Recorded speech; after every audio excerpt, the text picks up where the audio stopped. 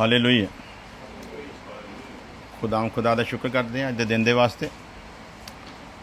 और असी अज सीखांगे पाक कलाम दे विचों कि वचन के द्वारा मसीह दे उत्ते ईमान लियाउण वालियां दे लई वायदा किया गया है कि अनंत जीवन हमेशा की जिंदगी उन्हां दी है। हालेलुया। सो जदों ने हमेशा की जिंदगी का वायदा किया तो हर एक इंसान जिहड़ा मसीह यसू नूं प्रभु करके कबूल करता है वो ये समझदा है कि असी हमेशा की जिंदगी के वारिस हैं। और बहुत सारे लोगों को असी दावे करते भी देखते हैं जिहड़े कहते हैं कि जो मर्जी होवे असी हर हाल दे विच उहदे राज दे विच दाखिल होवांगे। सो सवाल असी तुसी देख सकते हो स्क्रीन के उत्ते, अगर तुसी मर जाते हो तो की ये 100% क्लीयर है कि तुसी फिरदौस विच जाओगे? हाँ जी, सवाल है जी। हाँ जी, किमें श्योर हो सकता कि असी जा सकते हैं? जे असी 100% जाना चाहते हैं तो फिर की है? हालेलुया। जवाब दिया करो ताकि मैंने समझ आए भी तुसी सीख रहे हो। पढ़ांगे यूहन्ना दी अंजील और 5 अध्याय और 13 वर्स। मैं तुहानू जिहड़े खुदा दे बेटे दे नाम ते यकीन करदे हो, किते यकीन करदे हैं जी? नाल नाल बोलिया करो, गूंगे ना बनो। किते यकीन करते? मैं लिख के ताइयों इन्हूं शुरू किया है ताकि तुसीं नाल नाल समझ सको तो मैनूं पता लगे कि तुसीं ध्यान भी दे रहे हो। हालेलुया। मैं तुहानू जिहड़े खुदा दे बेटे दे नाम दे उत्ते यकीन करदे हो। हालेलुया। खुदा दे बेटे दे उत्ते यकीन करदे हो कि उहदे नाम दे उत्ते? चलो जी, मैनूं लगदा ही बंद ही कर दईए, मैं कल्ला ही कर लिया करा। हाँ जी, मैं लिख के भी रखा है उपर तुहाडे वचन जिद्दां लिखिया उद्दां ही असीं सीखना है ना। तो की लिखिया भला? मैं तुहानू जिहड़े खुदा दे बेटे दे नाम दे, एक नाम दिता गया है। हाँ जी, की दिता गया भला? एक नाम दिता गया है। अगर यसू मसीह की गल करिए ना, जिहड़ा यसू नाम है ये पहला है नहीं सीगा। यसू नाम लगभग 2000 साल पहला धरती के उत्ते आया आ। ये नाम है नहीं सीगा। इस तो पहला भी वो है सी पर नाम ये नहीं सीगा। इस नाम की एक शुरुआत है पर उस खुदा दे बेटे की कोई भी शुरुआत। तो इस नाम की जिहड़ी शुरुआत है, नाम की शुरुआत क्यों की गई है? की कहा गया सी मरियम नूं भला तू एक पुत्र नूं जन्म देवेंगी तो की नाम रखना जी? ये कहदे लई बार बार लिखिया जाता जां इस चीज़ नूं कल ही मैंशन किया जाता, तू उहदा नाम की रखी? यसू रखी। सो यसू नाम का फिर अर्थ भी दसिया गया भी ये नाम क्यों रखना है भला? क्योंकि वो अपने लोगों को उन्होंने पापों तो छुड़ावेगा। यदा मतलब असी साफ साफ कई बार सीख चुके हैं, परमेश्वर चाह के भी इंसान नूं पाप तो नहीं छुड़ा सकता सी। परमेश्वर अपने वजूद दे विच परमेश्वर हुंदियां होइयां अपनी ईश्वरताई दे विच इंसान दे पाप नूं माफ़ नहीं सी कर सकता। क्यों नहीं सी कर सकता? ਇਹਦਾ मतलब ये नहीं है कि परमेश्वर के लिए इंपॉसिबल सी ਜਾਂ नामुमकिन सी ਜਾਂ परमेश्वर ਦੇ ਲਈ कोई काम ਜਿਹੜਾ ਹੈਗਾ ਆ ਅਸੀਂ ਕਹਿ ਦਈਏ ਵੀ ਉਹ ਹੋ ਨਹੀਂ ਸਕਦਾ, ऐसी कोई गल नहीं सी। पर परमेश्वर ਜਿਹੜਾ ਆਪਣੇ इंतजाम 'ਚ ਵੱਜਿਆ ਹੋਇਆ ਆ ਉਹ ਆਪਣੇ इंतजाम तो बाहर नहीं हो सकता। इस ਲਈ वचन ਦੇ 'ਚ ਦੱਸਦੇ ਆ ਸਾਨੂੰ कि परमेश्वर धर्मी ते न्यायी है, तो धर्मी ते न्यायी होने के कारण वो पाप नूं माफ़ नहीं कर सकता, पाप के उत्ते सिर्फ सज़ा लिया सकता। हालेलुया। सो एक नाम की शुरुआत होंदी है जिस नाम नूं साडे उत्ते प्रगट किया गया, उस वो नाम हैगा यसू मसीह। इसलिए खुदा दा दास यूहन्ना लिखदा आ, मैं तुहानू जिहड़े खुदा दे बेटे दे नाम ते यकीन करदे हो। किहदे नाम ते यकीन करदे जी? सानू खुदा दा नहीं सी पता पर खुदा दे बेटे दे बारे असीं की है भला? खुदा दे बेटे दे बारे असीं प्रतक्ष तौर ते जानदे हां। और ये बारे यूहन्ना भी अपने खत च साखी दिंदा है भी असीं उस यसू मसीह का प्रचार करते हैं जिन्हों असीं अपनी अखां दे नाल देखिया ते गौर दे नाल देखिया ते हत्थां दे नाल उहनूं असीं छुया आ। एवें नहीं असीं नेरे दे विच प्रचार नहीं करते बल्कि खुदा नूं जाणदे हां ते उहदा प्रचार करदे हां। सो मैं तुहानूं जिहड़े खुदा दे बेटे दे नाम ते यकीन करदे हो, सो गल आ गई है नाम दी कि जिहड़े खुदा दे बेटे दे नाम दे उत्ते, ये नाम खुदा दे बेटे नूं ठहराए हुए समय दे उत्ते मिलिया आ, लेकिन बेटा पहला भी मौजूद सी। हालेलुया।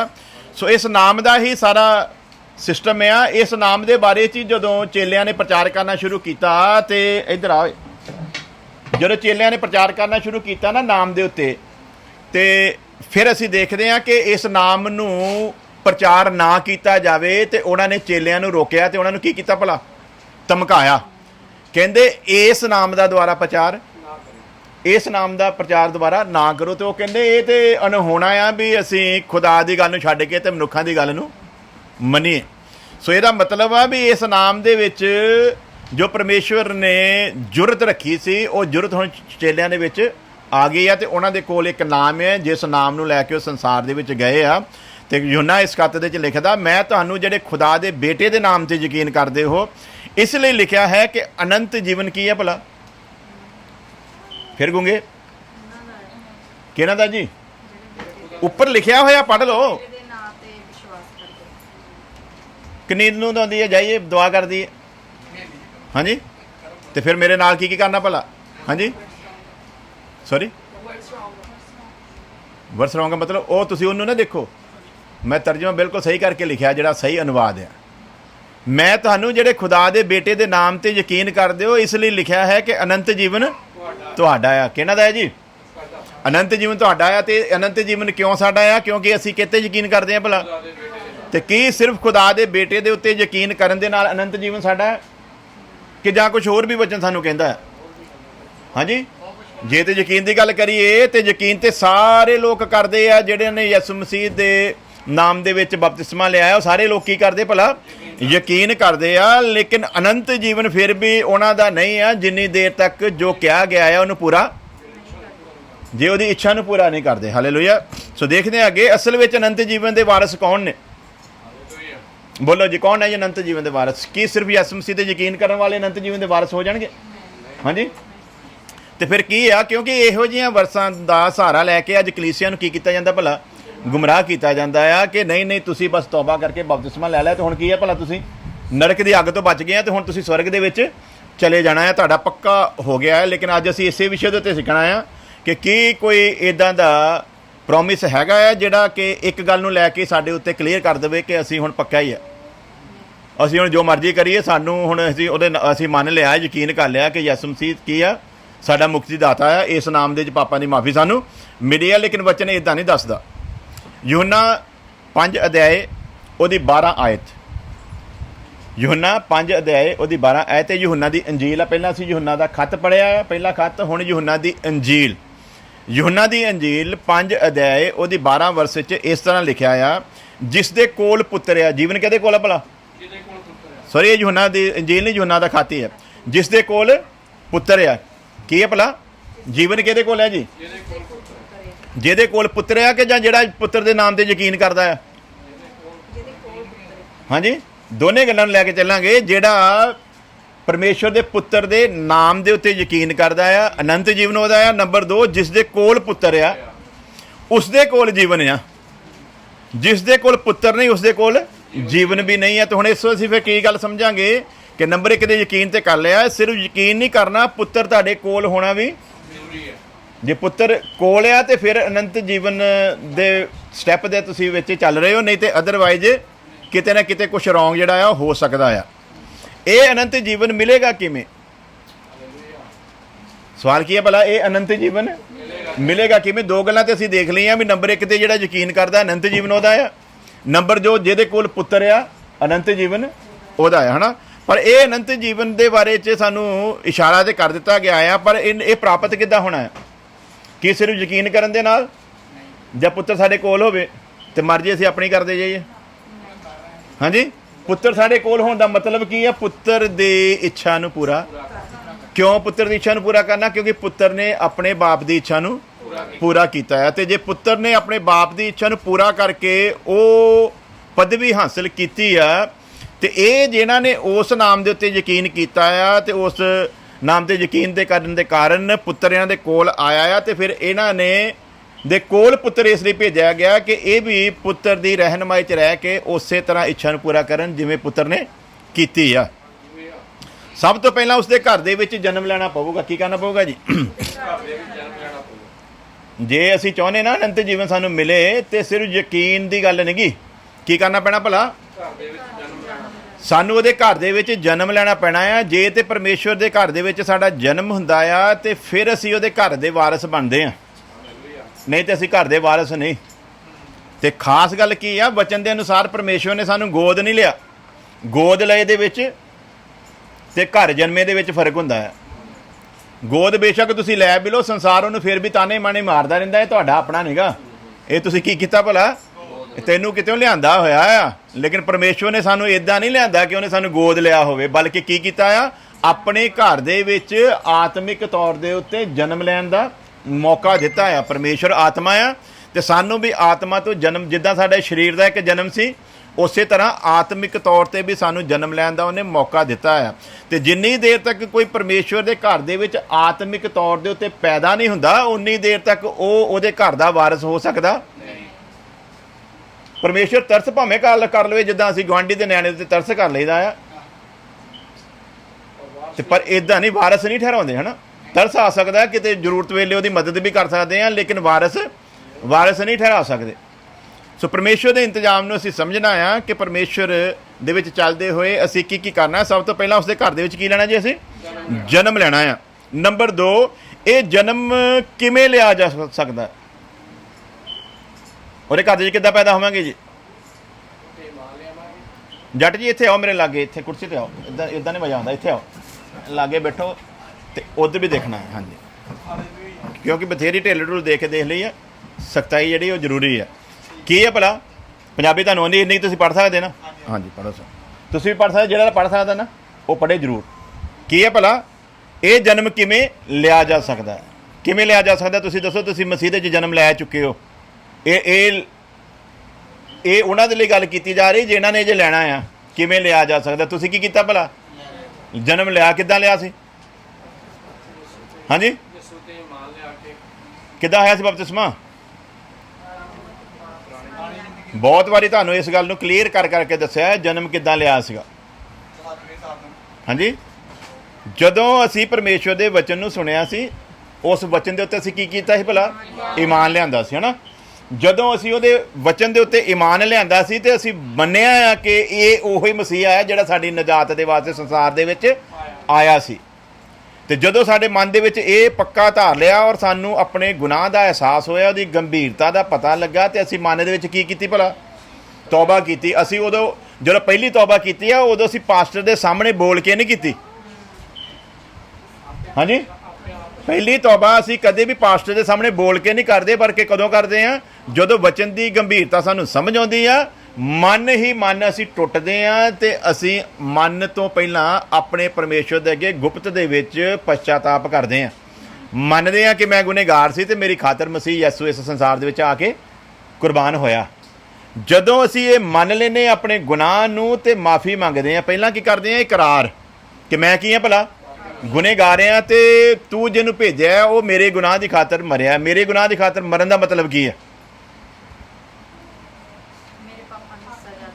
बोलो, सिखो तुसीं गांह लोकां नूं सिखाउणा है, हुण सिखाउण वाले बनना। की है भला, मेरे पापा की खातर मरन का मतलब की आ?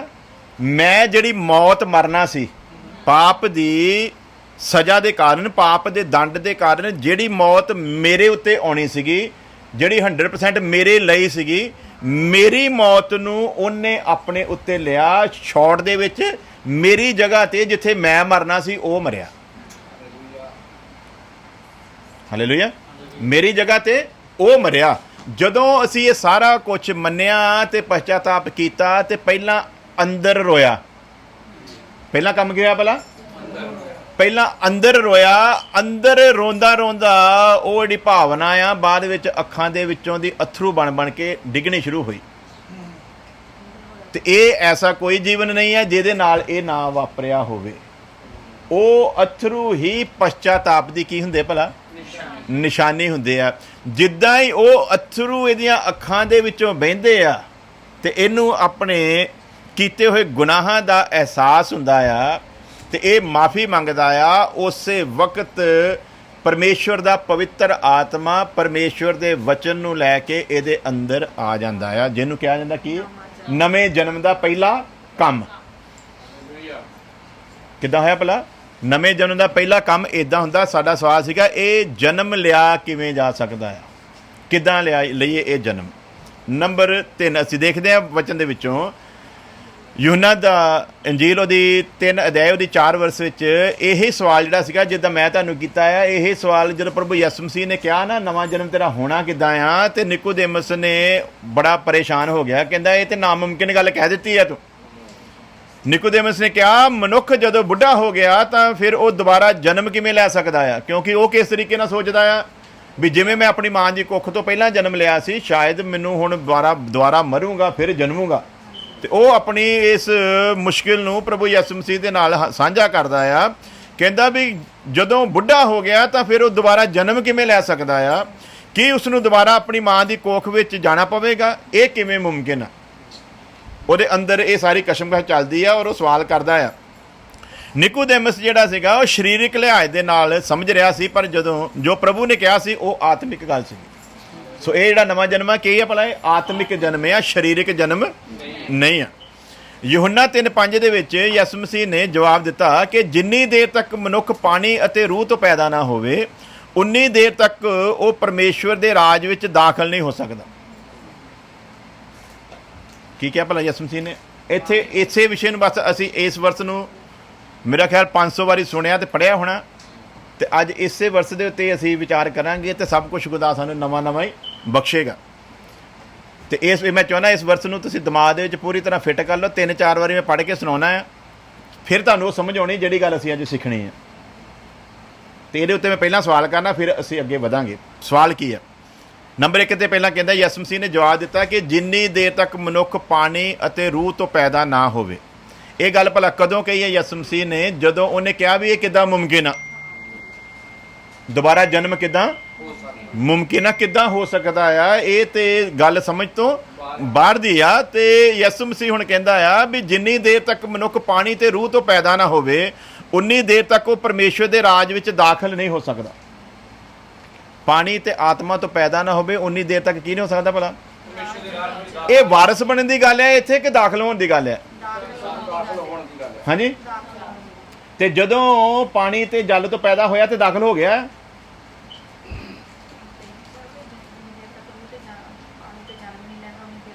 ਇਹੀ ਸਿੱਖਣਾ ਹੈ ਅਸੀਂ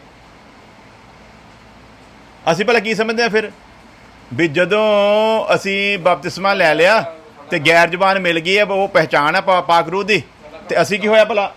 ਅਸੀਂ ਕੀ ਸਮਝਦੇ ਭਲਾ ਸਵਰਗ ਦੇ ਵਿੱਚ ਕੀ ਹੋ ਗਏ ਆ? ਦਾਖਲ ਹੋਏ ਆ। ਤੇ ਦਾਖਲ ਹੋਇਆ ਨੂੰ ਕੱਢਿਆ ਵੀ ਜਾ ਸਕਦਾ?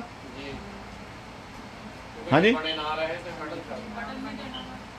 ਮੰਨ ਲਓ ਵੀ ਤੁਸੀਂ ਮੇਰੇ ਘਰ ਦੇ ਵਿੱਚ ਇੱਥੇ ਆਏ ਹੋ, ਇਸ ਘਰ ਦੇ ਨਿਯਮਾਂ ਦੇ ਮੁਤਾਬਕ ਤੁਸੀਂ ਕੋਈ ਐਡੀ ਵੱਡੀ ਗਲਤੀ ਕਰੋ ਜਿਹੜੀ ਬਰਦਾਸ਼ਤ ਤੋਂ ਬਾਹਰ ਹੋਵੇ, ਤੇ ਮੈਂ ਕੀ ਕਹੂੰਗਾ ਭਲਾ?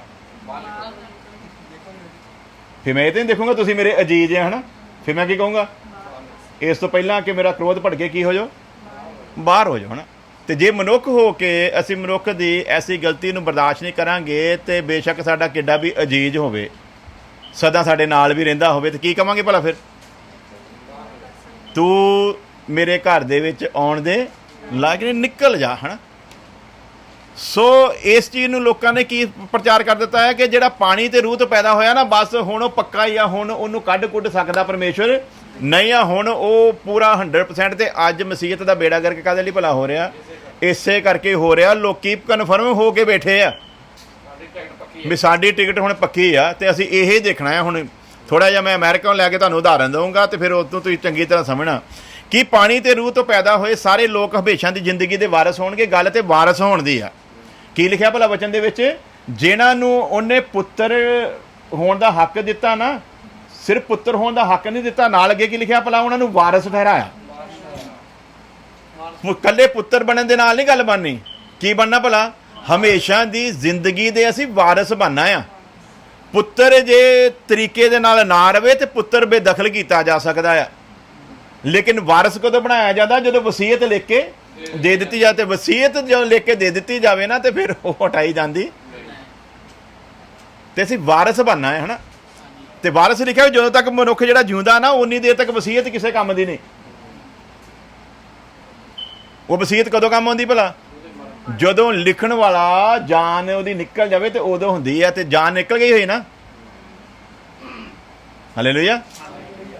ਤੇ ਵਸੀਅਤ ਲਿਖ ਕੇ ਦੇ ਗਿਆ ਉਹ, ਹਾਂਜੀ। ਤੇ ਹੁਣ ਜਿਹਨਾਂ ਦੇ ਲਈ ਉਹਨੇ ਵਸੀਅਤ ਲਿਖੀ ਆ ਨਾ, ਉਹਨਾਂ ਨੂੰ ਲਾਇਕ ਤੇ ਕਾਮਲ ਤੇ ਕਾਬਲ ਸਮਝ ਕੇ ਲਿਖੀ ਹੈ ਨਾ। ਤੇ ਜਦੋਂ ਉਹਨਾਂ ਨੂੰ ਇਸ ਤਰੀਕੇ ਦੇ ਨਾਲ ਉਹਨੇ ਵਸੀਅਤ ਲਿਖ ਕੇ ਦਿੱਤੀ ਆ, ਤੇ ਇਹਨਾਂ ਦਾ ਹੁਣ ਫਰਜ਼ ਕੀ ਹੈ ਭਲਾ?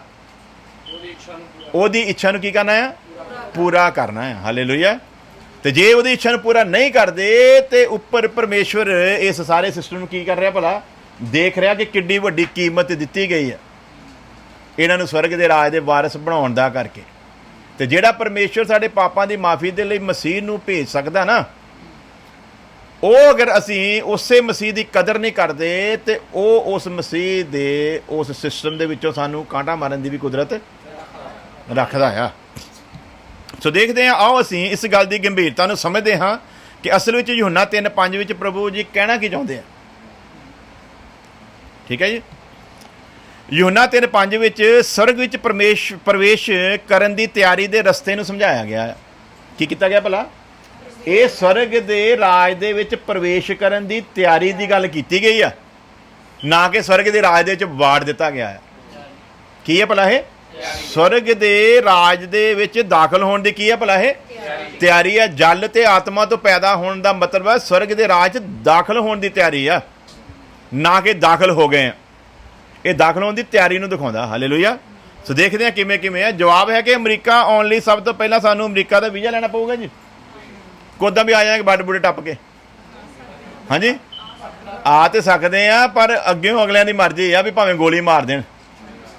ਉਹ ਨਹੀਂ ਮਾਰਦੇ ਵੱਖਰੀ ਗੱਲ ਆ, ਲੇਕਿਨ ਬਾਕੀ ਦੇਸ਼ਾਂ ਦਾ ਕਾਨੂੰਨ ਭਲਾ ਕੀ ਹੈ? ਜਿਹੜਾ ਬਾਰਡਰ ਕ੍ਰਾਸ ਕਰਦਾ ਇੰਡੀਆ ਵਿੱਚ ਕਰਕੇ ਦਿਖਾਓ ਤਾਂ ਭਲਾ ਪਾਕਿਸਤਾਨ ਤੋਂ ਇੱਧਰ ਨੂੰ ਆ ਕੇ ਕੀ ਹੈ ਭਲਾ? ਉੱਥੇ ਵਾਰਨਿੰਗ ਦੇਣੀ ਹੈ ਪਿੱਛੇ ਭੱਜ ਜਾਂਦੇ ਤੇ ਕੀ ਕਰਦੇ ਭਲਾ? ਸਿੱਧੀ ਗੋਲੀ ਮਾਰਨਗੇ। ਸੋ ਜਵਾਬ ਆ ਕਿ ਸਭ ਤੋਂ ਪਹਿਲਾਂ ਕੀ ਲੈਣਾ ਪਊਗਾ? ਲੀਗਲ ਤੌਰ ਤੇ ਅਸੀਂ ਜਾਣਾ ਨਾ ਸਵਰਗ ਦੇ ਵਿੱਚ, ਤੇ ਕੀ ਹੈ ਭਲਾ? ਸਭ ਤੋਂ ਪਹਿਲੀ ਕੰਡੀਸ਼ਨ ਕੀ ਹੈ ਜੀ? ਵੀਜ਼ਾ ਲੈਣਾ ਪਵੇਗਾ। ਲੇਕਿਨ ਵੀਜ਼ਾ ਲੈਣ ਤੋਂ ਪਹਿਲਾਂ ਸਾਨੂੰ ਪਾਸਪੋਰਟ ਬਣਾਉਣਾ ਪਊਗਾ ਕਿ ਉੱਦਾਂ ਹੀ ਆ ਜਾਵਾਂਗੇ ਵੀਜ਼ਾ? ਉਹਨਾਂ ਕੋਲ ਹੱਥ ਉੱਤੇ ਲਾ ਦਿਓ ਜੀ ਵੀਜ਼ਾ। ਹਾਂਜੀ, ਇਹ ਦਿਖਾ ਦੇਵਾਂਗੇ, ਛੱਡੋ ਪਾਸਪੋਰਟ। ਪਾਸਪੋਰਟ ਦਾ ਮਤਲਬ ਪਤਾ ਕੀ ਹੁੰਦਾ? ਹਾਂਜੀ, ਨਹੀਂ, ਪਾਸਪੋਰਟ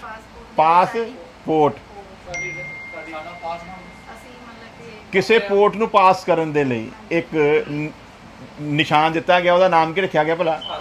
ਪਾਸਪੋਰਟ। 에ਅਰਪੋਰਟ ਹੈ ਨਾ, ਉਹ ਜਿਹੜਾ ਪੋਰਟ ਹੈ ਨਾ, ਉਹਨੂੰ ਪਾਸ ਕਰਨ ਦੇ ਲਈ ਉਹ ਬਣਾ ਕੇ ਤੁਹਾਨੂੰ ਦਿੱਤਾ ਆ।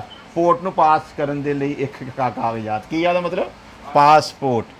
ਤੁਹਾਡੇ ਸਾਰਿਆਂ ਕੋਲ ਹੈਗਾ, ਪਰ ਤੁਹਾਨੂੰ ਪਤਾ ਨਹੀਂ, ਮੀਨਿੰਗ ਨਹੀਂ ਪਤਾ ਪਾਸਪੋਰਟ ਦਾ ਮਤਲਬ ਕੀ ਹੁੰਦਾ ਹੈ ਨਾ।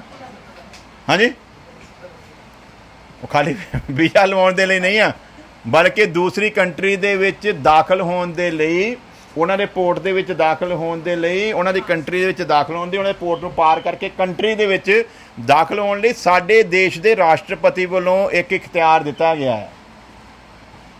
ਤੇ ਉਹਦੇ ਵਿੱਚ ਬਕਾਇਦਾ ਲਿਖ ਕੇ ਦਿੱਤਾ ਗਿਆ, ਇਹ ਮੇਰੇ ਦੇਸ਼ ਦਾ ਨਾਗਰਿਕ ਆ। ਤੇ ਜਿੰਨੀ ਦੇਰ ਤੱਕ ਉਸ ਨਾਗਰਿਕਤਾ ਨੂੰ ਅਸੀਂ ਛੱਡਦੇ ਨਹੀਂ, ਉਦੋਂ ਤੱਕ ਕੀ ਹੈ ਭਲਾ? ਸਾਡੇ ਦੇਸ਼ ਦੇ ਰਾਸ਼ਟਰਪਤੀ ਦੇ ਇਖਤਿਆਰ ਦੇ ਵਿੱਚ ਦੂਜੇ ਦੇਸ਼ ਦੇ ਲੋਕਾਂ ਨੂੰ, ਕਾਨੂੰਨ ਨੂੰ ਕੀ ਆ ਦੱਸਿਆ ਗਿਆ, ਇਹ ਮੇਰੇ ਦੇਸ਼ ਦਾ ਕੀ ਹੈ ਭਲਾ? ਨਾਗਰਿਕ ਆ।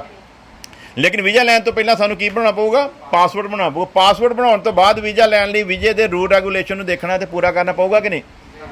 ਹਾਂਜੀ, ਕਿ ਅਸੀਂ ਕਹੀਏ ਨਾ ਜੀ ਪਾਸਪੋਰਟ ਸਾਡੇ ਦੇਸ਼ ਦੇ ਰਾਸ਼ਟਰਪਤੀ ਨੇ ਦੇਤਾ, ਹੁਣ ਤੇ ਅਸੀਂ ਅਮਰੀਕਾ 'ਚ ਜਾਣਾ, ਤੁਸੀਂ ਵੀਜ਼ਾ ਦਿਓ ਤੇ ਭਾਵੇਂ, ਕਿਉਂਕਿ ਪਾਸਪੋਰਟ ਦਾ ਮਤਲਬ ਵੀ ਪੋਰਟ ਨੂੰ ਪਾਸ ਕਰਨਾ ਹੈ ਨਾ। ਉਹ ਕਹਿਣਗੇ ਇਹ ਤੈਨੂੰ ਦਿੱਤਾ ਗਿਆ ਆ, ਲੇਕਿਨ ਰੂਲ ਰੈਗੂਲੇਸ਼ਨ ਭਲਾ ਕੀ ਕਹਿੰਦੇ ਆ? ਇਹਦੇ ਉੱਤੇ ਹੁਣ ਤੈਨੂੰ ਵੀਜ਼ਾ ਲਵਾਉਣਾ ਪਊਗਾ। ਉਹ ਵੀਜ਼ਾ ਸਾਡੇ ਉੱਥੇ ਜਾ ਕੇ ਇਮੀਗ੍ਰੇਸ਼ਨ ਦਿਖਾਊਂਗਾ ਤੇ ਫਿਰ ਤੈਨੂੰ ਐਂਟਰੀ ਮਿਲਣੀ, ਵਰਨਾ ਮਿਲਣੀ ਨਹੀਂ। ਅੱਗੇ ਹੋਰ ਦੇਖ ਲੈਨੇ ਇਹਦੇ ਸਿਸਟਮ ਕੀ ਆ। ਇਹ ਸਭ ਕੁਝ ਮੁਕੰਮਲ ਹੋਣ ਤੋਂ ਬਾਅਦ ਇੰਟਰਵਿਊ ਵੀ ਕਲੀਅਰ ਕਰਨੀ ਪਊਗੀ। ਹਾਂਜੀ, ਇੰਟਰਵਿਊ ਕਲੀਅਰ ਕਰਨੀ, ਪਾਸਪੋਰਟ ਵੀ ਮਿਲ ਗਿਆ ਆ, ਰੂਲ ਰੈਗੂਲੇਸ਼ਨ ਵੀ ਸਮਝ ਗਏ ਆ, ਸਾਰਾ ਕੁਝ ਪੂਰਾ ਕਰਕੇ ਫਿਰ ਕਿੱਥੇ ਗਏ ਭਲਾ? ਉਹਨਾਂ ਦੇ ਦੇਸ਼ ਦੀ ਇਮੀਗ੍ਰੇਸ਼ਨ ਦੇ ਕੋਲ ਜਾਂਦੇ ਆ ਤੇ ਅਸੀਂ ਦੱਸਦੇ ਹਾਂ ਵੀ ਅਸੀਂ ਕਿਉਂ ਜਾਣਾ ਚਾਹੁੰਦੇ ਹਾਂ, ਹੈ ਨਾ। ਸਾਰੇ ਸਿਸਟਮ ਨੂੰ ਪੂਰਾ ਕਰਨਾ ਪੈਂਦਾ ਹੈ। ਇੰਟਰਵਿਊ ਕਲੀਅਰ ਹੋਣ ਤੋਂ ਬਾਅਦ ਸਾਨੂੰ ਵੀਜ਼ਾ ਮਿਲ ਜਾਂਦਾ। ਜਦੋਂ ਇਹ ਤਸੱਲੀ ਹੋ ਜਾਂਦੀ ਹੈ ਵੀ ਇਹ ਬੰਦਾ ਸੱਚ ਬੋਲ ਰਿਹਾ, ਭਾਵੇਂ ਅਸੀਂ ਇੱਥੇ ਤੇ ਝੂਠ ਬੋਲਦੇ ਹੋਈਏ, ਪਰ ਪਰਮੇਸ਼ਵਰ ਦੇ ਅੱਗੇ ਝੂਠ ਬੋਲਿਆ ਜਾਣਾ ਨਹੀਂ ਆ। ਤੇ ਫਿਰ ਸਾਨੂੰ ਵੀਜ਼ਾ ਜਦੋਂ ਮਿਲ ਜਾਂਦਾ ਆ ਤੇ ਹੁਣ ਤੇ ਕੋਈ ਰੋਕ ਟੋਕ ਨਹੀਂ। ਹਾਂਜੀ, ਦੇਖ ਲਓ, ਇਹ ਪਾਸਪੋਰਟ ਤੁਹਾਡੇ ਕੋਲ ਤੁਹਾਡੇ ਦੇਸ਼ ਦਾ ਹੈਗਾ ਆ, ਇੰਟਰਵਿਊ ਤੁਸੀਂ ਕਲੀਅਰ ਕਰ ਲਈ ਆ, ਵੀਜ਼ਾ ਤੁਹਾਡੇ ਪਾਸਪੋਰਟ 'ਤੇ ਲੱਗ ਗਿਆ ਆ। ਠੀਕ ਹੈ ਜੀ, ਤੇ ਹੁਣ ਤੇ ਕੋਈ ਪ੍ਰੋਬਲਮ ਨਹੀਂ। ਹਾਂਜੀ, ਅਜੇ ਵੀ ਉਹਨਾਂ ਦੀ। ਤੇ ਅਸੀਂ ਕਿੱਦਾਂ ਕਹਿੰਦੇ ਆ ਵੀ ਪਾਣੀ 'ਚ ਡੁਬਕੀ ਲਾ ਲਈ ਆ ਤੇ ਬਾਗਰੂ ਦੇ ਵਿੱਚ ਮਤਲਬ ਆ ਕੇ ਤੇ ਅਸੀਂ ਗੈਰ ਜ਼ਬਾਨ 4 ਦਿਨ ਬੋਲੀ ਤੇ ਕੀ ਕਹਿੰਦੇ ਅਸੀਂ ਹੋ ਗਏ? ਹਾਂਜੀ, ਜੇ ਇਸ ਜਹਾਨ ਦੀ ਬਾਦਸ਼ਾਹੀ ਦੇ ਵਿੱਚ ਏਡੇ ਕਾਨੂੰਨਾਂ ਨੂੰ ਫਾਲੋ ਕਰਕੇ ਤੁਸੀਂ ਸਾਰੇ ਇੰਤਜ਼ਾਮ ਦੇ ਵਿੱਚੋਂ ਦੀ ਲੰਘਣਾ ਆਇਆ, ਤੇ ਫਿਰ ਉੱਥੇ ਹਾਂਜੀ, ਤੇ ਇਹਦਾ ਮਤਲਬ ਇੰਟਰਵਿਊ ਕਲੀਅਰ ਹੋਣ ਤੋਂ ਬਾਅਦ ਵੀਜ਼ਾ ਵੀ ਮਿਲ ਜਾਂਦਾ ਆ, ਫਿਰ ਅਸੀਂ ਟਿਕਟ ਲੈ ਕੇ 에ਅਰਪੋਰਟ ਦੇ ਸਾਰੇ ਨਿਯਮਾਂ ਨੂੰ ਫਾਲੋ ਕਰਦੇ ਨਾ, ਕਰਦੇ ਹੋਏ ਪਲੇਨ ਦੇ ਵਿੱਚ ਕੀ ਕਹਿੰਦੇ ਆ ਭਲਾ ਬੈਠ ਜਾਂਦੇ ਆ। ਹੁਣ ਸਾਡੇ ਕੋਲ ਵੀਜ਼ਾ ਵੀ ਆ, ਟਿਕਟ ਵੀ ਆ, ਪਲੇਨ ਵਿੱਚ ਬੈਠ ਕੇ ਅਮਰੀਕਾ ਦੇ 에ਅਰਪੋਰਟ ਤੇ ਉਤਰ ਵੀ ਗਏ ਆ, ਹੁਣ ਤੇ ਕੋਈ ਪ੍ਰੋਬਲਮ ਨਹੀਂ। ਹਾਂਜੀ, ਅਸਲੀ ਘਬਰਾਹਟ ਇੱਥੇ ਆ ਕੇ ਉਤਰ ਕੇ ਹੁੰਦੀ ਨਾ, ਕਿਉਂਕਿ ਉਹ ਸਾਰੀਆਂ ਚੀਜ਼ਾਂ ਕਿਸੇ ਵੀ ਕੰਮ ਦੀਆਂ ਨਹੀਂ ਆ ਜੇ ਇੱਥੇ ਬੈਠਾ ਇਮੀਗ੍ਰੇਸ਼ਨ ਆਫੀਸਰ ਤੁਹਾਨੂੰ ਐਂਟਰੀ ਨਾ ਦੇਵੇ। ਹਾਂਜੀ, ਤੇ ਫਿਰ ਕਾਹਦੇ ਕੰਮ ਆਇਆ? ਪਾਸਪੋਰਟ ਵੀ ਬੇਕਾਰ, ਰੂਲ ਰੈਗੂਲੇਸ਼ਨ ਵੀ ਫਾਲੋ ਕੀਤੇ ਉਹ ਵੀ ਬੇਕਾਰ ਲੱਗਿਆ ਹੋਇਆ, ਵੀਜ਼ਾ ਵੀ ਬੇਕਾਰ, ਲਈ ਹੋਈ ਟਿਕਟ ਵੀ ਬੇਕਾਰ, ਤੇ ਇੱਥੇ ਪਹੁੰਚਣਾ ਵੀ ਬੇਕਾਰ। ਅਗਲਾ ਅਗਰ ਤੁਹਾਨੂੰ ਉਸ ਜਗ੍ਹਾ ਦੇ ਉੱਤੇ ਆ ਕੇ ਫੇਲ ਕਰਦੇ ਤਾਂ ਕਵੇ ਮੈਂ ਤੈਨੂੰ ਆਪਣੇ ਦੇਸ਼ ਵਿੱਚ ਆਉਣ ਦੀ ਇਜਾਜ਼ਤ, ਤੇ ਤੁਸੀਂ ਕੀ ਕਰੋਗੇ? ਲੜੋਗੇ ਉਹਦੇ ਨਾਲ? ਹਾਂਜੀ, ਕੀ ਇਹਨਾਂ ਸਭ ਕੁਝ ਹੋਣ ਦੇ ਬਾਵਜੂਦ ਵੀ ਹੁਣ ਕਿਸੇ ਵਿੱਚ ਹਿੰਮਤ ਹੈ ਕਿ ਉਹ ਸਾਨੂੰ ਅਮਰੀਕਾ ਦੇ 에ਅਰਪੋਰਟ ਤੋਂ ਬਾਹਰ ਨਿਕਲਣ ਲਈ ਰੋਕ ਸਕੇ? ਹਾਂਜੀ, ਉਹਨਾਂ ਦੀ ਪੂਰੀ ਹਿੰਮਤ ਆ, ਤੇ ਫਿਰ ਅਸੀਂ ਕਿੱਦਾਂ ਕਹਿੰਦੇ ਆ ਵੀ ਸਾਨੂੰ ਛੋਟਾ ਜਿਹਾ ਇੱਕ ਕੰਮ ਕੀਤਾ, ਅਸੀਂ ਤੌਬਾ ਕੀਤੀ, ਬਪਤਿਸਮਾ ਲੈ ਲਿਆ, ਤਾਂ ਅਸੀਂ ਕਹਿੰਦੇ ਹੁਣ ਠੀਕ ਆ? ਹਾਂਜੀ, ਇੱਦਾਂ ਨਹੀਂ ਆ। ਤੇ ਜੇ ਦੁਨੀਆ ਦੇ ਇੰਤਜ਼ਾਮ ਇੰਨੇ ਸਖਤ ਆ, ਤੇ ਫਿਰ ਸਾਨੂੰ ਕੀ ਕਰਨ ਦੀ ਜ਼ਰੂਰਤ ਪਊਗੀ? ਕੀ ਕਦੀ ਤੁਸੀਂ ਇਹ ਸੁਣਿਆ ਕਿ ਇਹ ਸਭ ਕੁਝ ਮੁਕੰਮਲ ਹੋਣ ਤੋਂ ਬਾਅਦ ਵੀ ਬਹੁਤ ਸਾਰੇ ਲੋਕਾਂ ਨੂੰ 에ਅਰਪੋਰਟ ਤੋਂ ਵਾਪਸ ਡਿਪੋਰਟ ਕਰ ਦਿੱਤਾ ਗਿਆ? ਪਾਸਪੋਰਟ ਵੀ ਸੀਗਾ, ਵੀਜ਼ਾ ਵੀ ਸੀਗਾ, ਸਭ ਕੁਝ ਉੱਥੇ ਇੰਟਰਵਿਊ ਵੀ ਕਲੀਅਰ ਕਰਕੇ ਆਏ ਸੀਗੇ। ਇੱਥੇ ਜਦੋਂ ਆਫੀਸਰ ਨੇ ਬੋਲਿਆ ਤੇ ਜੋ ਉੱਥੇ ਬੋਲ ਕੇ ਆਇਆ ਸੀ ਉਹ ਇੱਥੇ ਬੋਲ ਸਕਿਆ? ਤੇ ਉਹਨਾਂ ਨੂੰ ਕੀ ਹੋ ਗਿਆ? ਡਾਊਟ ਹੋ ਗਿਆ ਕਿ ਇਹ ਗੇੜਾ ਕਰਕੇ ਵੀਜ਼ਾ ਲੈ ਕੇ ਆਇਆ, ਇਹ ਜੋ ਦੱਸ ਕੇ ਆਇਆ ਨਾ ਉਹ ਹੈਗਾ ਨਹੀਂ ਆ। ਤੇ ਫਿਰ ਕੀ ਹੋਇਆ ਭਲਾ? ਇਦਾਂ ਹੀ ਉਹਨਾਂ ਨੇ ਕਰਨਾ ਡਿਪੋਰਟ। ਇਦਾਂ ਹੀ ਉੱਥੋਂ ਡੈਪੂਟੇਸ਼ਨ ਲੱਗਣੀ ਆ, ਤੇ ਡੈਪੂਟੇਸ਼ਨ ਹੋਣੀ ਵੀ ਬੜੀ ਖਤਰਨਾਕ ਆ। ਇਹਨਾਂ ਨੇ ਫਰੇਬ 'ਚ ਜ਼ਿੰਦਗੀ ਜੀ ਆ, ਝੂਠ ਦੀ ਜ਼ਿੰਦਗੀ ਜੀ ਆ, ਇਹ ਇਸ ਲਾਇਕ ਨਹੀਂਗੇ। ਇਹਨਾਂ ਦਾ ਝੂਠ ਕੀ ਹੋਇਆ ਭਲਾ? ਫੜਿਆ ਗਿਆ ਆ। ਹਾਂਜੀ, ਸੋ ਅੱਗੇ ਵਧਦੇ ਆ। ਜਵਾਬ ਤੁਸੀਂ ਜਾਣਦੇ ਹੀ ਹੋ ਕਿ ਉਹਨਾਂ ਨੇ ਅਮਰੀਕਾ ਤੱਕ ਦਾ ਸਫ਼ਰ ਤੈਅ ਕਰ ਲਿਆ ਸੀ, ਲੇਕਿਨ ਆਖਰੀ ਸਟੇਜ ਤੇ ਆ ਕੇ ਕੀ ਹੋ ਗਏ ਭਲਾ? ਫੇਲ ਹੋ ਗਏ। ਤੇ ਹੁਣ ਵਚਨ ਸਾਨੂੰ ਕੀ ਦੱਸਦਾ ਆ? ਖੁਦਾ ਦੇ ਇੰਤਜ਼ਾਮ ਵਿੱਚ ਜਿਹੜਾ ਆਖਰੀ ਪ੍ਰਤੀਕਿਰਿਆ ਤੇ ਆ ਕੇ ਵੀ ਗਲਤੀ ਕਰ ਗਿਆ, ਸਮਝੋ ਉਹਦੀ ਐਂਟਰੀ ਕੀ ਹੋ ਗਈ ਭਲਾ? ਇਸ ਲਈ ਐਵੇਂ ਨਾ ਫਕਰ ਕਰੋ ਕਿ ਮੈਂ ਯਕੀਨ ਕੀਤਾ ਹੈ, ਐਵੇਂ ਨਾ ਫਕਰ ਕਰੋ ਪ੍ਰਭੂ ਮੇਰੇ ਕੋਲ ਆ, ਐਵੇਂ ਨਾ ਫਕਰ ਕਰੋ ਮੈਂ ਜਲ ਤੇ ਆਤਮਾ ਤੋਂ ਪੈਦਾ ਹੋਇਆ। ਜਿੰਨੀ ਦੇਰ ਤੱਕ ਉਹਦੇ ਪੂਰੇ ਇੰਤਜ਼ਾਮ ਦੇ ਵਿੱਚ ਮੁਕੰਮਲ ਨਹੀਂ ਠਹਿਰਦੇ ਤੇ ਸਲੀਬ ਤੇ ਚੜ੍ਹੇ ਯਿਸੂ ਮਸੀਹ ਦੀ ਤਰ੍ਹਾਂ ਇਹ ਨਹੀਂ ਆਖਦੇ ਆਪਣੇ ਮਰਨ ਤੋਂ ਪਹਿਲਾਂ ਕਿ ਪੂਰਾ ਹੋਇਆ। ਕੀ ਪੂਰਾ ਹੋਇਆ? ਜਿਹੜਾ ਤੂੰ ਕੰਮ ਮੈਨੂੰ ਹਮੇਸ਼ਾ ਦੀ ਜ਼ਿੰਦਗੀ ਦੇ ਵਿੱਚ ਦਾਖਲ ਹੋਣ ਲਈ ਦਿੱਤਾ ਸੀ ਉਹ ਕੰਮ ਕੀ ਹੋਇਆ ਭਲਾ?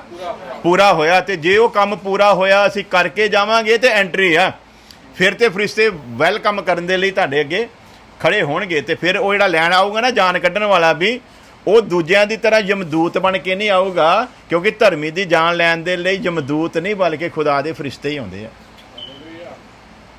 ਯਮਦੂਤ ਤੇ ਉਹਨਾਂ ਕੋਲ ਭੇਜੇ ਜਾਂਦੇ ਆ ਜਿਨ੍ਹਾਂ ਨੇ ਕਦਰ ਨਹੀਂ ਕੀਤੀ ਤੇ ਆਖਰੀ ਪ੍ਰਤੀਕਿਰਿਆ ਤੱਕ ਵਫਾਦਾਰ ਨਹੀਂ ਰਹੇ। ਜਿਹੜਿਆਂ ਦੇ ਵਫਾਦਾਰੀ ਦੇ ਨਾਲ ਜ਼ਿੰਦਗੀ ਜੀ ਲਈ, ਉਹਨਾਂ ਦੇ ਲਈ ਸਵਰਗ ਦੂਤ ਆਉਂਦੇ ਆ ਉਹਨਾਂ ਨੂੰ ਲੈਣ ਦੇ ਲਈ ਤੇ ਉਹਨਾਂ ਦਾ ਵੈਲਕਮ ਕਰਨ ਲਈ। ਆਇਆ ਮੇਰੇ ਬਾਪ ਦੇ ਮੁਬਾਰਕ ਲੋਕੋ, ਆ ਜਾਓ ਤੁਹਾਡੇ ਲਈ ਜਿਹੜੀ ਜਗ੍ਹਾ ਤਿਆਰ ਕਰਕੇ ਰੱਖੀ ਆ। ਸਵਰਗ ਦੀ ਤਿਆਰੀ ਜਾਂ ਹਮੇਸ਼ਾ ਦੀ ਜ਼ਿੰਦਗੀ ਦਾ ਪਹਿਲਾ ਕੰਮ ਕੀ ਹੈ?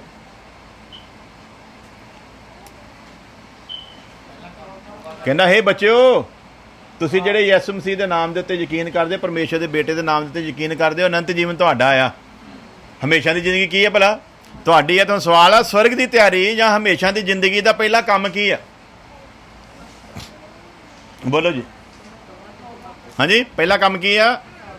ਚਲੋ ਅੱਜ ਸਿੱਖੋ, ਫਿਰ ਅਗਲੀ ਵਾਰੀ ਪੁੱਛਾਂਗੇ ਤੁਹਾਨੂੰ ਇਹ ਸਵਾਲ। ਇਸ ਦਾ ਜਵਾਬ ਹੈ ਕਿ ਪਰਮੇਸ਼ਰ ਦੇ ਪੁੱਤਰ ਮਸੀਹ ਯਿਸੂ ਉੱਤੇ ਕੀ ਕਰੋ ਭਲਾ? ਸਭ ਤੋਂ ਪਹਿਲਾ ਕੰਮ ਕੀ ਆ? ਵਿਸ਼ਵਾਸ ਕਰਨਾ। ਸਭ ਤੋਂ ਪਹਿਲਾ ਕੰਮ ਕੀ ਆ? ਵਿਸ਼ਵਾਸ ਕਰਨਾ। ਜੇ ਅਸੀਂ ਉਸ ਹਮੇਸ਼ਾ ਦੀ ਜ਼ਿੰਦਗੀ ਦੇ ਅਧਿਕਾਰੀ ਹੋਣਾ, ਸਭ ਤੋਂ ਪਹਿਲਾ ਕੰਮ ਕੀ ਆ? ਵਿਸ਼ਵਾਸ ਕਰਨਾ। ਕਿਉਂਕਿ ਵਿਸ਼ਵਾਸ ਤੋਂ ਬਿਨਾਂ ਉਹਦੇ ਮਨ ਨੂੰ ਭਾਉਣਾ ਕੀ ਆ ਭਲਾ? ਅਣਹੋਣਾ ਆ। ਤੇ ਬੇਵਿਸ਼ਵਾਸਾ ਤੇ ਉਹਦੇ ਲਾਗੇ ਵੀ ਫਟਕ ਸਕਦਾ ਨਹੀਂ। ਇਸ ਲਈ ਸਭ ਤੋਂ ਪਹਿਲਾ ਕੰਮ ਕੀ ਆ? ਅਸੀਂ ਉਹਦੇ ਪੁੱਤਰ ਮਸੀਹ ਯਿਸੂ ਦੇ ਉੱਤੇ ਵਿਸ਼ਵਾਸ ਕਰਨਾ ਹੈ। ਕਿਸ ਗੱਲ ਦੇ ਲਈ ਅਸੀਂ ਉਸ ਉੱਤੇ ਵਿਸ਼ਵਾਸ ਕਰਨਾ? ਹਾਂਜੀ, ਜੋ ਮੇਰੇ ਪਾਪਾ ਦੇ ਲਈ ਹੋਇਆ। ਹਾਂਜੀ, ਹੋਰ ਬੋਲੋ ਬੋਲੋ। ਹਾਂ ਸਹੀ ਸਹੀ ਜਾ ਰਹੇ ਹੈ। ਬੋਲੋ ਸਾਰੇ ਕੰਮ ਬੋਲੋ ਨਾ, ਜਿਹੜੇ ਜਿਹਦੇ ਲਈ ਵਿਸ਼ਵਾਸ ਕਰਨਾ। ਕਿਉਂ ਕਰਨਾ ਵਿਸ਼ਵਾਸ? ਅਸੀਂ ਸਾਰਿਆਂ ਨੇ ਕੀਤਾ ਹੋਇਆ ਨਾ, ਪਤਾ ਹੈ ਹੀ ਨਹੀਂ। ਵਿਸ਼ਵਾਸ ਕੀਤਾ ਹੋਇਆ ਤੇ ਪਤਾ ਹੈ ਹੀ ਨਹੀਂ, ਤੇ ਦਾਵਾ ਕੀ ਕਰਦੇ ਨਹੀਂ ਅਸੀਂ ਸਹੀ ਹਾਂ? ਤੇ ਸਹੀ ਕਰਦੇ ਹਾਂ ਜਦੋਂ ਪਤਾ ਹੀ ਨਹੀਂ। ਤੇ ਅਸੀਂ ਸਾਰਿਆਂ ਨੇ ਜਦੋਂ ਬਪਤਿਸਮਾ ਲਿਆ ਸੀ ਨਾ, ਇਹ ਗੱਲਾਂ ਸਾਨੂੰ ਬੋਲ ਕੇ ਦਸੀਆਂ ਜਾਂਦੀਆਂ ਆ, ਭੁੱਲ ਗਏ ਆ ਕਿ ਚੇਤੇ ਆ? ਦੋ ਤਿੰਨ ਜਿਹੜੇ ਚੇਤੇ ਜਿੱਤਾ ਦੱਸੋ ਕੀ ਪੁੱਛਿਆ ਉਹਨਾਂ ਨੇ?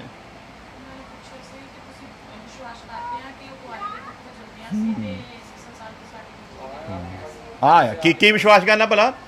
ਵਿਸ਼ਵਾਸ ਖਾਲੀ ਉਸ ਨਾਮ ਦੇ ਉੱਤੇ ਵਿਸ਼ਵਾਸ ਨਹੀਂ ਕਰਨਾ, ਬਲਕਿ ਉਸ ਨਾਮ ਦੇ ਵਿੱਚ ਆ ਕੇ ਉਹਨੇ ਕੀਤਾ ਕੀ ਆ, ਤੇ ਉਸ ਨਾਮ ਦੇ ਪਿਛਲਾ ਭੇਤ ਕੀ ਆ, ਉਹ ਸਾਰੀਆਂ ਗੱਲਾਂ ਦੇ ਉੱਤੇ ਕੀ ਕਰਨਾ ਭਲਾ? ਕੱਲ ਨੂੰ ਕੋਈ ਕਹਿ ਦੇਵੇ ਕੁਆਰੀ ਤੋਂ ਕਿੱਦਾਂ ਪੈਦਾ ਹੋ ਸਕਦਾ, ਤੇ ਸਾਡੇ ਅੰਦਰ ਕੀ ਆ ਜਾਵੇ ਭਲਾ? ਸ਼ੱਕ ਆ ਜਾਵੇ ਵੀ ਆਹ ਗੱਲ ਤੇ ਸਹੀ ਕਹਿੰਦੇ, ਇਹ ਤੇ ਮੁਮਕਿਨ ਨਹੀਂ ਆ। ਤੇ ਸਾਡਾ ਕੀ ਆ ਭਲਾ? ਪੂਰਾ ਈਮਾਨ ਠੋਕ ਵਜਾ ਕੇ ਅਸੀਂ ਕਹਿਣਾ ਆ ਪਰਮੇਸ਼ਵਰ ਦੇ ਲਈ ਕੋਈ ਵੀ ਕੰਮ ਨਾਮੁਮਕਿਨ ਹੈ ਹੀ ਨਹੀਂ। ਇਨਸਾਨ ਦੇ ਪੈਦਾ ਹੋਣ ਦੀ ਜਿਹੜੀ ਤਰਤੀਬ ਆ ਉਹਨੇ ਹੀ ਬਣਾਈ ਨਾ। ਜਿਸ ਤਰੀਕੇ ਦੇ ਨਾਲ ਅਸੀਂ ਪੈਦਾ ਹੁੰਦੇ, ਸਾਡੇ ਪੈਦਾ ਹੋਣ ਦੀ ਤਰਤੀਬ ਕਿਹਨੇ ਬਣਾਈ ਆ? ਉਹਨੇ ਬਣਾਈ। ਤੇ ਉਹ ਤੇ ਸਭ ਕੁਝ ਕਰਨ ਦੀ ਕੁਦਰਤ ਰੱਖਦਾ ਆ। ਜਿਹੜਾ ਖੁਦਾ ਮਿੱਟੀ ਨੂੰ ਕਹਿੰਦਾ ਆ ਵੀ ਐਸ ਕਿਸਮ ਦੇ ਰੇਂਗਣ ਵਾਲੇ ਜੀਵ ਜੰਤੂ, ਇਸ ਕਿਸਮ ਦੇ ਚੱਲਣ ਵਾਲੇ ਜੀਵ ਜੰਤੂ ਤੇ ਇਸ ਕਿਸਮ ਦੇ ਉੱਡਣ ਵਾਲੇ ਪਸ਼ੂ ਪੰਛੀ ਜਿਹੜੇ ਆ ਉਹ ਬਣਾ ਦੇ। ਮੱਛੀਆਂ ਨੂੰ, ਸਮੁੰਦਰ ਨੂੰ ਕਹਿੰਦਾ ਮੱਛੀਆਂ ਦੇ ਨਾਲ ਇਸ ਕਿਸਮ ਦੀਆਂ ਨਾਲ ਭਰ ਜਾਣ। ਉਸ ਪਰਮੇਸ਼ਵਰ ਦੇ ਲਈ ਇੱਕ ਕੁਆਰੀ ਦੇ ਕੋਖ ਤੋਂ ਯਿਸੂ ਮਸੀਹ ਨੂੰ ਲਿਆਉਣਾ ਕਿਤੇ ਕਿੱਡਾ ਮੁਸ਼ਕਿਲ ਆ। ਸੋ ਸਾਡਾ ਵਿਸ਼ਵਾਸ ਕਿੱਡਾ ਵੱਡਾ ਹੋਣਾ ਚਾਹੀਦਾ। ਇਕੱਲਾ ਵਿਸ਼ਵਾਸ ਨਹੀਂ ਹੋਣਾ ਚਾਹੀਦਾ, ਬਲਕਿ ਪਰਮੇਸ਼ਵਰ ਦੇ ਵਚਨ ਦਾ ਗਿਆਨ ਤੇ ਪਰਮੇਸ਼ਵਰ ਦੇ ਵਜੂਦ ਦਾ ਗਿਆਨ ਹੋਣਾ ਚਾਹੀਦਾ ਵੀ ਕਰ ਕੀ ਸਕਦਾ ਹੈ। ਹਾਲੇਲੂਇਆ। ਅਗਰ ਕਈ ਵਾਰੀ ਸਾਡੇ ਸਿੱਖ ਭਾਈ ਪੁੱਛ ਲੈਂਦੇ ਆ ਤੇ ਉਹਨਾਂ ਨੂੰ ਜਵਾਬ ਦੇਣਾ ਤੁਸੀਂ ਉਹਨਾਂ ਦੇ ਹਿਸਾਬ ਦੇ ਨਾਲ ਹੀ ਵੀ ਜੇ ਬਾਬਾ ਦੀਪ ਸਿੰਘ ਕੱਟੀ ਹੋਈ ਧੌਣ ਆਪਣੀ ਸੀਸ ਦੇ ਉੱਤੇ ਲੈ ਕੇ ਗਏ ਤੇ ਤੁਸੀਂ ਕਹਿੰਦੇ ਵੀ ਯੁੱਧ ਕਰਦਾ ਗਿਆ ਆ, ਤੇ ਪਹਿਲਾਂ ਤਾਂ ਤੁਸੀਂ ਇਹ ਸਾਬਤ ਕਰੋ ਵੀ ਕੀ ਇਹ ਪੋਸੀਬਲ ਹੈਗਾ ਆ ਮੈਡੀਕਲ ਦੇ ਲਿਹਾਜ਼ ਦੇ ਨਾਲ ਇੱਕ ਬੰਦੇ ਦੀ ਧੌਣ ਕੱਟੀ ਜਾਵੇ ਤੇ ਕਿੰਨੀ ਦੇਰ ਤੱਕ ਉਹ ਪੈਰਾਂ ਦੇ ਉੱਤੇ ਖੜਾ ਹੋ ਸਕਦਾ। ਤੇ ਜੇ ਕਿ ਇਨਸਾਨ ਜਿਹੜਾ ਧਰਮੀ ਹੋਣ ਦੇ ਨਾਤੇ ਤੁਹਾਡੇ ਹਿਸਾਬ ਦੇ ਨਾਲ ਇੰਨਾ ਕੁਝ ਕਰ ਸਕਦਾ ਵੀ ਹੱਥ ਦੇ ਉੱਤੇ ਸੀਸ ਆ ਉਹਦਾ ਤੇ ਤਲਵਾਰ ਚਲਾ ਰਿਹਾ ਆ। ਅਸੀਂ ਦੇਖਿਆ ਨਾ ਪਾਸਟਰ ਸੁਲਤਾਨ ਨੇ ਜੋ ਗੋਲੀ ਮਾਰੀ ਆ ਤੇ ਕਿੰਨੇ ਸੈਕਿੰਡ 'ਚ ਡਿੱਗਾ ਭਲਾ? ਗੋਲੀ ਟੱਚ ਹੋਈ ਤੇ ਨਾਲ ਹੀ ਭੁੰਜੇ ਪੈਰਾਂ ਤੇ ਖੜਾ ਨਹੀਂ ਰਹਿ ਸਕਿਆ। ਸਾਫ਼ ਵੀਡੀਓ ਅਸੀਂ ਦੇਖਦੇ ਹਾਂ ਉਹਦੇ ਜੋ ਗੋਲੀ ਮਾਰੀ ਆ ਸੀਸੀਟੀਵੀ ਦੇ ਵਿੱਚ ਜਿਹੜਾ ਦਿਖਾਇਆ ਗਿਆ, ਜਿੱਦਾਂ ਹੀ ਗੋਲੀ ਵੱਜੀ ਉੱਦਾਂ ਸਿੱਧਾ ਹੀ ਉਹ ਮਰ ਕੋਈ ਬੈਲੈਂਸ ਵੀ ਨਹੀਂਗਾ, ਸਿੱਧਾ ਹੀ ਮੂੰਹ ਦੇ ਭਾਰ ਹੀ ਥੱਲੇ ਜਾ ਕੇ ਜ਼ਮੀਨ ਦੇ ਉੱਤੇ ਡਿੱਗਿਆ। ਤੇ ਫਿਰ ਭਾਈ ਜੀ ਜੇ ਤੁਸੀਂ ਕਹਿੰਦੇ ਹੋ ਯਿਸੂ ਮਸੀਹ ਇਦਾਂ ਨਹੀਂ ਪੈਦਾ ਹੋ ਸਕਦਾ ਤੇ ਸਾਨੂੰ ਦੱਸੋ ਬਾਬਾ ਦੀਪ ਸਿੰਘ ਕਿੱਦਾਂ ਜਾ ਸਕਦਾ ਸੀ ਤਲੀ ਤੇ ਆ ਕੇ? ਹਿੰਦੂ ਕਹਿੰਦੇ ਨਾ ਵੀ ਨਹੀਂ ਕੁਆਰੀ ਤੋਂ ਕਿੱਦਾਂ ਪੈਦਾ ਹੋ ਸਕਦਾ। ਤੁਹਾਡੇ 6 ਦੇ 6 ਕੁੰਤੀ ਦੇ ਪੁੱਤਰ ਜਿਹੜੇ ਤੁਸੀਂ ਕਹਿੰਦੇ ਹੋ, ਜੇ ਉਹ ਇਦਾਂ ਹੀ ਪੈਦਾ ਹੋ ਸਕਦੇ ਆ ਤੇ ਯਿਸੂ ਮਸੀਹ ਕਿਉਂ ਨਹੀਂ ਪੈਦਾ ਹੋ ਸਕਦਾ? ਜੇ ਸੂਰਜ ਕੁੰਤੀ ਨੂੰ ਮੁੰਡਾ ਦੇ ਸਕਦਾ ਹੈ ਤੇ ਖੁਦਾ ਮਰੀਮ ਨੂੰ ਬੱਚਾ ਕਿਉਂ ਨਹੀਂ ਦੇ ਸਕਦਾ? ਜੇ ਹਵਾ ਕੁੰਤੀ ਨੂੰ ਬੇਟਾ ਦੇ ਸਕਦੀ ਹੈ ਤੇ ਖੁਦਾ ਫਿਰ ਮਰੀਮ ਨੂੰ ਬੇਟਾ ਕਿਉਂ ਨਹੀਂ? ਅਗਲੇ ਦੇ ਸਿਸਟਮ ਅਖੇ ਜੀ ਉਹ ਪਾਰਵਤੀ ਨਹਾਉਂਦੀ ਪਈ ਸੀ, ਉਹਦੀ ਮੈਲ ਤੋਂ ਜੇ ਗਣੇਸ਼ ਬਣ ਸਕਦਾ, ਪਾਰਵਤੀ ਦੀ ਮੈਲ ਤੋਂ ਗਣੇਸ਼ ਪੈਦਾ ਹੋ ਸਕਦਾ ਆ, ਤੇ ਪਰਮੇਸ਼ਵਰ ਦੇ ਸ਼ਬਦ ਦੇ ਨਾਲ ਯਿਸੂ ਕਿਉਂ ਨਹੀਂ ਪੈਦਾ ਹੋ ਸਕਦਾ? ਸੋ ਵਿਸ਼ਵਾਸ ਕਿੱਡਾ ਹੋਣਾ ਚਾਹੀਦਾ? ਅਗਲੇ ਦੇ ਤਰੀਕੇ ਦੇ ਵਿੱਚ ਅਗਲੇ ਨੂੰ ਫੜੋ। ਵੀ ਤੁਹਾਡੇ ਤੇ ਰਿਸ਼ੀ ਮੁਨੀ ਪਰਮੇਸ਼ਵਰ ਦੇ ਤੇ ਗੱਲ ਛੱਡੋ, ਤੁਹਾਡਾ ਰਿਸ਼ੀ ਇੱਕ ਫਲ ਦਿੰਦਾ ਆ ਇੱਕ ਰਾਜੇ ਨੂੰ, ਉਹਦੀਆਂ 2 ਪਤਨੀਆਂ ਆ, ਤੇ ਕਹਿੰਦਾ ਆ ਲੈ ਤੂੰ ਆਪਣੀਆਂ ਪਤਨੀਆਂ ਜਾ ਕੇ ਖਿਲਾ ਦੀ ਤੇ ਉਹ ਔਲਾਦ ਵਾਲੀਆਂ ਹੋ ਜਾਣਗੀਆਂ। ਉਹ ਅੱਧਾ ਫਲ ਜਿਹੜਾ ਦੋਨਾਂ ਨੂੰ ਖਿਲਾ ਦਿੰਦਾ ਤੇ ਦੋਨਾਂ ਦੇ ਅੱਧਾ ਮੁੰਡਾ ਪੈਦਾ ਹੋ ਜਾਂਦਾ। ਤੁਹਾਡੇ ਰਿਸ਼ੀ ਦੇ ਦੁਆਰਾ ਦਿੱਤਾ ਗਿਆ ਫਲ ਏਡਾ ਵੱਡਾ ਕੰਮ ਕਰਦਾ ਆ ਵੀ ਉਹਨੂੰ ਤਰਤੀਬ ਨਾਲ ਨਹੀਂ ਅੱਧਾ ਦਿੱਤਾ, ਅੱਧਾ ਪੈਦਾ ਹੋ ਗਿਆ। ਉਹ ਚੱਕ ਕੇ ਜੰਗਲ 'ਚ ਸੁੱਟੇ ਹੁੰਦੇ ਆ, ਉਹ ਜੁੜ ਜਾਂਦਾ ਜਿਹਨੂੰ ਮਹਾਭਾਰਤ 'ਚ ਜਰਾਸੰਧ ਦਿਖਾਇਆ ਗਿਆ। ਤੇ ਤੁਹਾਡਾ ਜਰਾਸੰਧ ਅੱਧਾ ਪੈਦਾ ਹੋ ਕੇ ਜੰਗਲ 'ਚ ਸੁੱਟਣ ਤੋਂ ਬਾਅਦ ਜੁੜ ਸਕਦਾ ਆ, ਤੇ ਯਿਸੂ ਮਸੀਹ ਕਿਉਂ ਨਹੀਂ ਪੈਦਾ ਹੋ ਸਕਦਾ? ਸੋ ਵਿਸ਼ਵਾਸ ਕੀ ਭਲਾ ਕਰਨਾ? ਕਿਸ ਚੀਜ਼ ਤੇ ਵਿਸ਼ਵਾਸ ਕਰਨਾ ਆ? ਇਹ ਇੰਪੋਸੀਬਲ ਹੈ ਹੀ ਨਹੀਂ। ਪਰਮੇਸ਼ਵਰ ਦੇ ਲਈ ਸਭ ਕੁਝ ਕੀ ਹੈ ਭਲਾ? ਮੁਮਕਿਨ ਆ। ਹਾਲੇਲੂਇਆ। ਇਹ ਸਾਡਾ ਵਿਸ਼ਵਾਸ ਹੋਣਾ ਚਾਹੀਦਾ। ਨੰਬਰ 1, ਭਵਿੱਖਬਾਣੀ ਦੇ ਅਨੁਸਾਰ ਉਹ ਪਾਕ ਕੁਆਰੀ ਮਰੀਮ ਦੀ ਕੁੱਖ ਤੋਂ ਕੀ ਹੋਇਆ ਭਲਾ? ਪੈਦਾ ਹੋਇਆ। ਮੈਂ ਇਹ ਵਿਸ਼ਵਾਸ 100% ਕਰਨਾ ਆ ਵੀ ਉਹ ਇਦਾਂ ਹੀ ਪੈਦਾ ਹੋਇਆ ਆ। ਨੰਬਰ 2, ਉਹ ਲਹੂ ਅਤੇ ਮਾਸ ਦੀ ਜਾਂ ਮਨੁੱਖ ਦੀ ਇੱਛਾ ਨਾਲ ਪੈਦਾ ਨਹੀਂ ਹੋਇਆ। ਜਿਸ ਤਰੀਕੇ ਦੇ ਨਾਲ ਅਸੀਂ ਸਭ ਲੋਕ ਪੈਦਾ ਹੋਏ ਹਾਂ, ਯਿਸੂ ਮਸੀਹ ਦਾ ਜਨਮ ਉਸ ਤਰੀਕੇ ਦੇ ਨਾਲ ਨਹੀਂ ਹੋਇਆ। ਨੰਬਰ 3, ਉਹ ਮਨੁੱਖ ਦੀ ਸ਼ਕਲ ਵਿੱਚ 33.5 ਸਾਲ ਨਿਸ਼ਪਾਪ ਜੀਵਨ ਜੀ ਕੇ ਗਿਆ ਆ। ਉਹਦੇ ਜੀਵਨ ਦੇ ਵਿੱਚ ਪਾਪ ਦਾ ਕੋਈ ਵੀ ਲੱਛਣ ਨਹੀਂ। ਉਹਨੇ ਸ਼ਰੇਆਮ ਛਾਤੀ ਠੋਕ ਕੇ ਫੱਕੀਆਂ ਫਰੀਸਿਆਂ ਨੂੰ ਪੁੱਛਿਆ ਤੁਹਾਡੇ ਵਿੱਚੋਂ ਕੌਣ ਮੇਰੇ ਉੱਤੇ ਗੁਨਾਹ ਸਾਬਤ ਕਰਦਾ ਆ। ਉਹਦੇ ਵਾਸਤੇ ਵਚਨ ਦੇ ਵਿੱਚ ਸ਼ਾਗਿਰਦਾਂ ਦੇ ਦੁਆਰਾ ਗਵਾਹੀ ਦਿੱਤੀ ਗਈ ਆ ਕਿ ਉਹਦੇ ਵਿੱਚ ਕੋਈ ਪਾਪ ਨਹੀਂ ਸੀ। ਉਹਨੂੰ ਸਜ਼ਾ ਦੇਣ ਵਾਲੇ ਪਿਲਾਤੂਸ ਦੀ ਘਰਵਾਲੀ ਨੇ ਕਹਿ ਦਿੱਤਾ ਇਹਦੇ ਵਿੱਚ ਕੋਈ ਪਾਪ ਨਹੀਂ ਆ। ਉਹਦੇ ਨਾਲ ਲਟਕੇ ਹੋਏ ਡਾਕੂ ਨੇ ਕਹਿ ਦਿੱਤਾ ਅਸੀਂ ਆਪਣੀਆਂ ਕਰਨੀਆਂ ਦੀ ਸਜ਼ਾ ਭੁਗਤਦੇ ਆ। ਪਰ ਇਹ ਕੀ ਹੈ ਭਲਾ? ਇਹਦਾ ਮਤਲਬ ਕੱਲੀ ਉਹਦੀ ਸਾਖੀ ਨਹੀਂ ਵੀ ਉਹ ਕਹਿੰਦਾ ਮੈਂ ਨਿਰਦੋਸ਼ ਹਾਂ, ਬਲਕਿ ਉਹਦੇ ਬਾਰੇ ਗਵਾਹੀਆਂ ਦਿੱਤੀਆਂ ਜਾ ਰਹੀਆਂ ਆ ਕਿ ਉਹ ਕੀ ਹੈ ਭਲਾ। ਤੇ ਅੱਗੇ ਜਾ ਕੇ ਅਸੀਂ ਸਿੱਖਾਂਗੇ ਨਿਰਦੋਸ਼ ਰਿਹਾ ਕਿਉਂ। ਉਹਦੇ ਨਿਰਦੋਸ਼ ਰਹਿਣ ਦਾ ਕਾਰਨ ਕੀ ਸੀ? ਕਿਉਂਕਿ ਹੈਗਾ ਤੇ ਸਾਡੇ ਵਾਂਗੂ ਹਾਰਡ ਮਾਸ ਦਾ ਸੀ ਨਾ। ਪ੍ਰਭੂ ਯਿਸੂ ਮਸੀਹ ਦਾ ਸਾਰਾ ਬਦਨ ਤੇ ਸਾਡੇ ਵਾਂਗੂ ਸੀ, ਲੇਕਿਨ ਫਿਰ ਵੀ ਉਹ ਇਸ ਸੰਸਾਰ ਦੇ ਵਿੱਚ ਪਾਪੀ ਦੁਨੀਆ ਦੇ ਵਿੱਚ ਬਿਨਾਂ ਪਾਪ ਤੋਂ ਰਹਿ ਕਿੱਦਾਂ ਗਿਆ? ਸਵਾਲ ਤੇ ਇਹ ਬਣਦਾ ਹੈ। ਉਹ ਅੱਗੇ ਜਾ ਕੇ ਅਸੀਂ ਸਿੱਖਦੇ ਹਾਂ। ਉਹ ਇਸ ਜਹਾਨ ਵਿੱਚ ਮਨੁੱਖ ਦੀ ਸੂਰਤ ਵਿੱਚ ਮੇਰੇ ਛੁਟਕਾਰੇ ਲਈ ਆਇਆ, ਇਹ ਮੈਂ ਈਮਾਨ ਰੱਖਣਾ ਹੈ। ਕੀ ਰੱਖਣਾ ਭਲਾ? ਕਈ ਵਾਰੀ ਸਾਡੇ ਉਹ ਜਿਹੜੇ ਆਪਣੇ ਹੈਗੇ ਨਾ ਅਹਿਮਦੀਏ ਤੇ ਉਹ ਜਿਹੜੇ ਉਧਰ ਹੈਗੇ ਆ ਬਟਾਲੇ ਸਾਈਡ ਦੇ ਉੱਤੇ, ਤੇ ਉਹ ਪੁੱਛਦੇ ਆ, ਸਵਾਲ ਕਰਦੇ ਆ ਵੀ ਪੁਰਾਣੇ ਸਮਿਆਂ ਦੇ ਵਿੱਚ ਨਾ ਜਦੋਂ ਲੋਕਾਂ ਦੇ ਗੋਡਿਆਂ 'ਚ ਦਰਦ ਹੁੰਦੀ ਸੀਗੀ ਤੇ ਉਹ ਸਿੰਗੀਆਂ ਲਵਾ ਕੇ ਦਰਦ ਕੱਢਦੇ ਹੁੰਦੇ ਸੀ। ਇੱਧਰ ਰਾਜਸਥਾਨ ਸਾਈਡ ਤੋਂ ਲੋਕੀ ਆਉਂਦੇ ਹੁੰਦੇ ਤੇ ਸਿੰਗੀਆਂ ਲਾਉਂਦੇ ਹੁੰਦੇ, ਇੱਥੇ ਤੋਂ ਸਾਰੀ ਜਿਹੜਾ ਉਹਦਾ ਰੇਸ਼ਾ ਰੂਸ਼ਾ ਜਿਹਾ ਉਹ ਖਿੱਚ ਲੈਂਦੀ ਹੁੰਦੀ ਸੀ। ਉਹ ਅੱਗੇ ਉਹ ਸਵਾਲ ਕਰਦੇ ਆ, ਕਈ ਕ੍ਰਿਸਚਨਾਂ ਨੂੰ ਉਹਨਾਂ ਨੇ ਫਿਰ ਇੱਥੇ ਇਸ ਚੀਜ਼ ਤੋਂ ਸ਼ਰਮਿੰਦਾ ਕੀਤਾ। ਕਹਿੰਦੇ ਮੰਨ ਲਓ ਵੀ ਗੋਡਿਆਂ 'ਚ ਦਰਦ ਹੈਗੀ ਆ ਬਲਦੇਵ ਦੇ, ਹਨਾ, ਤੇ ਸਿੰਗੀਆਂ ਮੇਰੇ ਲਾਈਆਂ ਜਾਣ ਤੇ ਬਲਦੇਵ ਦੀ ਦਰਦ ਕਿੱਦਾਂ ਠੀਕ ਹੋ ਜੂ? ਤੁਸੀਂ ਕਹਿੰਦੇ ਕਿੱਦਾਂ ਯਕੀਨ ਕਰਦੇ ਵੀ 2000 ਸਾਲ ਪਹਿਲਾਂ ਮਰਿਆ ਯਿਸੂ ਮਸੀਹ ਤੁਹਾਡੇ ਪਾਪ ਕਿੱਦਾਂ ਮਾਫ ਕਰ ਸਕਦਾ? ਹਾਂਜੀ, ਤੇ ਸਾਡਾ ਵਿਸ਼ਵਾਸ ਪਹਿਲਾਂ ਕੀ ਹੈ? ਨੰਬਰ 4 ਚੇਤਾ ਰੱਖਣਾ, ਉਹ ਇਸ ਜਹਾਨ ਵਿੱਚ ਮਨੁੱਖ ਦੀ ਸੂਰਤ 'ਚ ਮੇਰੇ ਛੁਟਕਾਰੇ ਲਈ ਆਇਆ, ਮੇਰਾ ਇਹ ਈਮਾਨ ਆ। ਮਨੁੱਖੀ ਤਰੀਕੇ ਦੇ ਨਾਲ ਬੇਸ਼ੱਕ ਜਿਹਦੇ ਦਰਦ ਆ ਉਹਦੇ ਹੀ ਸਿੰਗੀਆਂ ਲੱਗਣੀਆਂ ਆ, ਪਰ ਇੱਥੇ ਜਿਹੜਾ ਕੰਮ ਹੋ ਰਿਹਾ ਮਨੁੱਖੀ ਤਰੀਕੇ ਦੇ ਨਾਲ ਨਹੀਂ ਬਲਕਿ ਆਤਮਿਕ ਰੀਤੀ ਦੇ ਨਾਲ ਹੋ ਰਿਹਾ ਹੈ। ਹਾਲੇਲੂਇਆ। ਇਹ ਮਨੁੱਖੀ ਤਰੀਕੇ ਦੇ ਨਾਲ ਨਹੀਂ ਹੋ ਰਿਹਾ ਬਲਕਿ ਕਿੱਦਾਂ ਹੋ ਰਿਹਾ ਆ? ਆਤਮਿਕ ਤਰੀਕੇ ਦੇ ਨਾਲ ਹੋ ਰਿਹਾ ਆ। ਤੇ ਜਦੋਂ ਆਤਮਿਕ ਤਰੀਕੇ ਦੇ ਨਾਲ ਹੋ ਰਿਹਾ ਤੇ ਕਰਨ ਵਾਲਾ ਕੋਈ ਇਨਸਾਨ ਨਹੀਂ ਬਲਕਿ ਉਹ ਪ੍ਰਮਾਤਮਾ ਹੈ ਜਿਹਨੂੰ ਆਤਮਾ ਕਿਹਾ ਗਿਆ ਆ, ਜਿਹਦੇ ਲਈ ਕੋਈ ਕੰਮ ਮੁਸ਼ਕਲ ਨਹੀਂ ਆ। ਜਿਵੇਂ ਕੁਰਬਾਨੀਆਂ ਆ ਰਹੀਆਂ ਆ, ਇਹਨਾਂ ਨੂੰ ਪੁੱਛੋ ਫਿਰ ਤੁਸੀਂ ਬਕਰੀਦ ਦੇ ਉੱਤੇ ਬੱਕਰਾ ਕਿਉਂ ਕੁਰਬਾਨ ਕਰਦੇ ਹੋ? ਵੀ ਜੇ ਤੇ ਕੰਮ ਤੁਸੀਂ ਇਸ ਚੀਜ਼ ਨੂੰ ਨਹੀਂ ਮੰਨਦੇ ਤੇ ਫਿਰ ਤੁਸੀਂ ਬੱਕਰਾ ਅਜੇ ਤੱਕ ਕੱਲ ਹੀ ਕੁਰਬਾਨ ਕਰ ਰਹੇ ਹੋ। ਤੁਹਾਡੇ ਬੱਕਰੇ ਕੁਰਬਾਨ ਕਰਨ ਦੇ ਪਿੱਛੇ ਦਾ ਫਿਰ ਰਾਜ ਵੀ ਤੇ ਦੱਸੋ ਨਾ। ਤੇ ਜੇ ਤੁਹਾਡਾ ਕੁਰਬਾਨ ਕਰਨ ਵਾਲਾ ਬੱਕਰਾ ਠੀਕ ਹੋ ਸਕਦਾ ਆ ਤੇ ਫਿਰ ਮੇਰਾ ਯਿਸੂ ਮਸੀਹ ਤੇ ਉਸ ਤੋਂ ਕਿਤੇ ਜ਼ਿਆਦਾ ਠੀਕ ਹੈ ਹੋ ਸਕਦਾ। ਹਾਲੇਲੂਇਆ। ਸੋ ਇਹ ਵਿਸ਼ਵਾਸ ਅਸੀਂ ਰੱਖਣਾ ਆ, ਉਹ ਇਸ ਜਹਾਨ ਵਿੱਚ ਮਨੁੱਖ ਦੀ ਸੂਰਤ 'ਚ ਮੇਰੇ ਛੁਟਕਾਰੇ ਦੇ ਲਈ ਆਇਆ ਆ। ਨੰਬਰ 5, ਪਾਪ ਦੀ ਮਜ਼ਦੂਰੀ ਮੌਤ ਸੀ। ਵਚਨ ਦੱਸਦਾ ਨਾ ਪਾਪ ਦੀ ਮਜ਼ਦੂਰੀ ਕੀ ਹੈ ਭਲਾ? ਯਿਸੂ ਮਸੀਹ ਦੇ ਆਉਣ ਤੋਂ ਪਹਿਲਾਂ ਸਾਡੇ ਲਈ ਪਾਪ ਦੀ ਮਜ਼ਦੂਰੀ ਕੀ ਸੀ? ਜਿਨ੍ਹਾਂ ਦੇ ਉੱਤੇ ਅਜੇ ਵੀ ਯਿਸੂ ਮਸੀਹ ਜ਼ਾਹਰ ਨਹੀਂ ਹੋਇਆ ਉਹਨਾਂ ਦੇ ਲਈ ਅਜੇ ਵੀ ਪਾਪ ਦੀ ਮਜ਼ਦੂਰੀ ਕੀ ਹੈ ਭਲਾ? ਮੌਤ ਆ, ਹਨਾ। ਤੇ ਇਹ ਮੌਤ ਤੋਂ ਕਿਹਨੇ ਛੁਡਾਇਆ ਆ? ਸਾਡਾ ਇਹ ਵਿਸ਼ਵਾਸ ਹੋਣਾ ਚਾਹੀਦਾ ਵੀ ਪਾਪ ਦੀ ਮਜ਼ਦੂਰੀ ਜਿਹੜੀ ਮੌਤ ਸੀ, ਜਿਸ ਦਾ ਮੈਂ ਹੱਕਦਾਰ ਸੀ, ਮੇਰੀ ਜਗ੍ਹਾ ਲੈ ਕੇ ਉਹ ਮੇਰੇ ਲਈ ਮਰਿਆ ਆ। ਵਿਸ਼ਵਾਸ ਆ ਸਾਡਾ ਕਿ ਉਹ ਕੀ ਹੋਇਆ ਭਲਾ? ਮੇਰੇ ਲਈ ਜਿਹੜੀ ਮੌਤ ਮੈਂ ਮਰਨਾ ਸੀ ਨਾ ਪਾਪ ਦੀ ਮਜ਼ਦੂਰੀ ਦੇ ਕਾਰਨ, ਉਹ ਮੇਰੀ ਜਗ੍ਹਾ ਦੇ ਉੱਤੇ ਮਰਿਆ ਆ। ਨੰਬਰ 6, ਮੈਨੂੰ ਪਾਪ, ਮੌਤ ਅਤੇ ਸ਼ੈਤਾਨ ਦੇ ਬੰਧਨ ਤੋਂ ਛਡਾਉਣ ਲਈ ਉਸਨੇ ਆਪਣੇ ਲਹੂ ਦੀ ਕੀਮਤ ਦਿੱਤੀ ਹੈ। ਕੀਮਤ ਦੇਣੀ ਪੈਣੀ ਸੀ, ਬਿਨਾਂ ਕੀਮਤ ਤੋਂ ਛੁਟਕਾਰਾ ਨਹੀਂ ਹੋ ਸਕਦਾ ਸੀਗਾ। ਤੇ ਲਹੂ ਦੇ ਨਾਲ, ਲਹੂ ਦੀ ਕੀਮਤ ਦੇ ਕੇ ਉਹਨੇ ਸਾਨੂੰ ਛੁਡਾਇਆ ਆ। ਹਾਲੇਲੂਇਆ। ਉਹ ਮੇਰੇ ਲਈ ਸਲੀਬ ਤੇ ਮਰਿਆ, ਕਬਰ ਵਿੱਚ ਰੱਖਿਆ ਗਿਆ, ਤੀਸਰੇ ਦਿਨ ਜੀ ਉੱਠਿਆ, 40 ਦਿਨ ਤੱਕ ਸ਼ਾਗਿਰਦਾਂ ਨੂੰ ਦਿਖਾਲੀ ਦਿੰਦਾ ਰਿਹਾ, 500 ਲੋਕਾਂ ਦੇ ਸਾਹਮਣੇ ਜਿਉਂਦਾ ਆਕਾਸ਼ ਤੇ ਉਠਾਇਆ ਗਿਆ ਅਤੇ ਵਾਪਸ ਆਉਣ ਦਾ ਤੇ ਸਾਨੂੰ ਆਪਣੇ ਨਾਲ ਲੈ ਕੇ ਜਾਣ ਦਾ ਵਾਅਦਾ ਕੀਤਾ। ਹਾਲੇਲੂਇਆ। ਸਾਡੇ ਸਿੱਖ ਭਾਈ ਕਹਿੰਦੇ ਮੁਰਦਾ ਕਿੱਦਾਂ ਜਿੰਦਾ ਹੋ ਸਕਦਾ ਆ? ਬਾਬਾ ਨਾਨਕ ਜੀ ਤੇ ਤੁਹਾਡੇ ਹਿਸਾਬ ਨਾਲ ਜਿੰਦਾ ਹੋ ਗਿਆ ਸੀ ਨਾ। ਤੁਸੀਂ ਕਹਿੰਦੇ ਹੋ ਨਾ ਜੋਤੀ ਜੋ ਸਮਾ ਗਿਆ, ਤੁਸੀਂ ਕਹਿੰਦੇ ਹੋ ਨਾ ਵੀ ਉੱਥੇ ਚਾਦਰ ਰਹਿ ਗਈ ਸੀ ਤੇ ਚਾਦਰ ਜੋ ਚੁੱਕੀ ਥੱਲੇ 2 ਫੁੱਲ ਮਿਲੇ ਸੀਗੇ, ਕਹਿੰਦੇ ਹੋ ਨਾ। ਤੇ ਜੇ ਉਹ ਜੋਤੀ ਜੋ ਸਮਾ ਸਕਦਾ ਆ ਤੇ ਪਰਮੇਸ਼ਵਰ ਜਿਹੜਾ ਐਡਾ ਵੱਡਾ ਇੰਤਜ਼ਾਮ ਕਰਦਾ, ਉਹਦੇ ਲਈ ਕਿਹੜਾ ਕੰਮ ਜਿਹੜਾ ਅਸੀਂ ਕਹਿ ਦਈਏ ਕਿ ਮੁਸ਼ਕਿਲ ਆ? ਤੇ ਉਹਦੀ ਤੇ ਕੋਈ ਗਵਾਹੀ ਵੀ ਨਹੀਂ ਗਈ। ਤੁਹਾਡੇ ਤੇ ਆਪਣੇ ਪ੍ਰੀਸਟ ਦੱਸਦੇ ਆ ਵੀ ਬਾਬੇ ਬੁੱਢੇ ਨੇ ਉਹਦਾ ਸੰਸਕਾਰ ਕੀਤਾ। ਅਸੀਂ ਥੋੜੀ ਕਹਿੰਦੇ, ਅਸੀਂ ਤਾਂ ਉਂਗਲੀ ਨਹੀਂ ਚੁੱਕਦੇ, ਅਸੀਂ ਤਾਂ ਕਹਿੰਦੇ ਠੀਕ ਆ, ਜੇ ਤੁਹਾਡਾ ਈਮਾਨ ਆ ਵੀ ਉਹ ਜੋਤੀ ਜੋ ਸਮਾਏ ਸੀ, ਸਾਨੂੰ ਕੋਈ ਪ੍ਰੋਬਲਮ ਨਹੀਂ। ਜੇ ਤੁਸੀਂ ਮੰਨਦੇ ਹੋ ਨਾ, ਤੁਹਾਡਾ ਵਿਸ਼ਵਾਸ ਮੰਨੋ, ਅਸੀਂ ਤੁਹਾਡੇ ਵਿਸ਼ਵਾਸ ਤੇ ਕੱਲ ਹੀ ਚੈਲੰਜ ਕਰੀਏ। ਅਸੀਂ ਨਹੀਂ ਕਹਿੰਦੇ ਵੀ ਇਦਾਂ ਨਹੀਂ ਹੋ ਸਕਦਾ, ਪਰ ਤੁਹਾਡੇ ਆਪਣੇ ਪ੍ਰੀਸਟ ਕਾਲੀ ਭੰਡੀ ਕਰਨ ਡਏ ਆ। ਉਹ ਕਹਿੰਦੇ ਨਹੀਂ ਜੀ ਬਾਬਾ ਬੁੱਢਾ ਜੀ ਨੇ ਬਾਬੇ ਨਾਨਕ ਦਾ ਸੰਸਕਾਰ ਕੀਤਾ ਸੀ।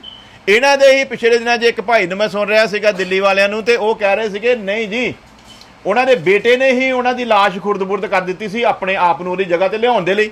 ਹੁਣ ਅਸੀਂ ਥੋੜੀ ਕਹਿੰਦੇ, ਅਸੀਂ ਤਾਂ ਉਂਗਲੀ ਚੱਕਦੇ ਨਹੀਂ। ਤੇ ਤੁਸੀਂ ਆਪ ਹੀ ਸਲਾਹ ਕਰਕੇ ਸਾਨੂੰ ਦੱਸੋ ਵੀ ਹਕੀਕਤ ਕੀ ਹੈ। ਜੋਤੀ ਜੋਤ ਸਮਾਏ ਸੀਗੇ, ਬਾਬੇ ਬੁੱਢੇ ਨੇ ਸੰਸਕਾਰ ਕੀਤਾ ਸੀਗਾ, ਜਾਂ ਉਹਨਾਂ ਦੇ ਬੇਟੇ ਨੇ ਉਹਨਾਂ ਦੀ ਲਾਸ਼ ਖੁਰਦ-ਬੁਰਦ ਕੀਤੀ। ਸਾਨੂੰ ਕੋਈ ਪ੍ਰੋਬਲਮ ਨਹੀਂ, ਤੁਸੀਂ ਜਿਹੜੀ ਗੱਲ ਏਕਾ ਕਰਕੇ ਸਾਨੂੰ ਦੱਸ ਦਿਓ, ਅਸੀਂ ਮੰਨ ਲਵਾਂਗੇ। ਸਾਨੂੰ ਤੁਹਾਡੇ ਉੱਤੇ ਉਂਗਲੀ ਚੁੱਕਣ ਦੀ ਕੋਈ ਜ਼ਰੂਰਤ ਨਹੀਂ, ਤੁਸੀਂ ਆਪ ਹੀ ਸਲਾਹ ਕਰਕੇ। ਸਾਡਾ ਈਮਾਨ ਆ ਉਹ ਕੀ ਹੋਇਆ ਭਲਾ, ਉਹ ਮੇਰੇ ਲਈ ਸਲੀਬ ਤੇ ਮਰਿਆ ਆ, ਕਬਰ ਵਿੱਚ ਰੱਖਿਆ ਗਿਆ, ਤੀਸਰੇ ਦਿਨ ਜੀ ਉੱਠਿਆ, 40 ਦਿਨ ਤੱਕ ਸ਼ਾਗਿਰਦਾਂ ਨੂੰ ਦਿਖਾਲੀ ਦਿੰਦਾ ਰਿਹਾ, 500 ਲੋਕਾਂ ਦੇ ਸਾਹਮਣੇ ਜਿਉਂਦਾ ਆਕਾਸ਼ ਤੇ ਉਠਾਇਆ। ਕਿੰਨੇ ਲੋਕਾਂ ਦੇ? ਇਹ ਉਹ ਕੋਈ ਉੱਦਾਂ ਨਹੀਂ ਅਚਾਨਕ ਕਿ ਉਹ ਧੂਆਂ ਜਿਹਾ ਬਣ ਕੇ ਆਇਆ ਸੀਗਾ ਤੇ ਝਲਕੀ ਜੀ ਦਿਖਾਈ ਤੇ ਨਿਕਲ ਗਿਆ। 40 ਦਿਨ ਰਿਹਾ ਆ,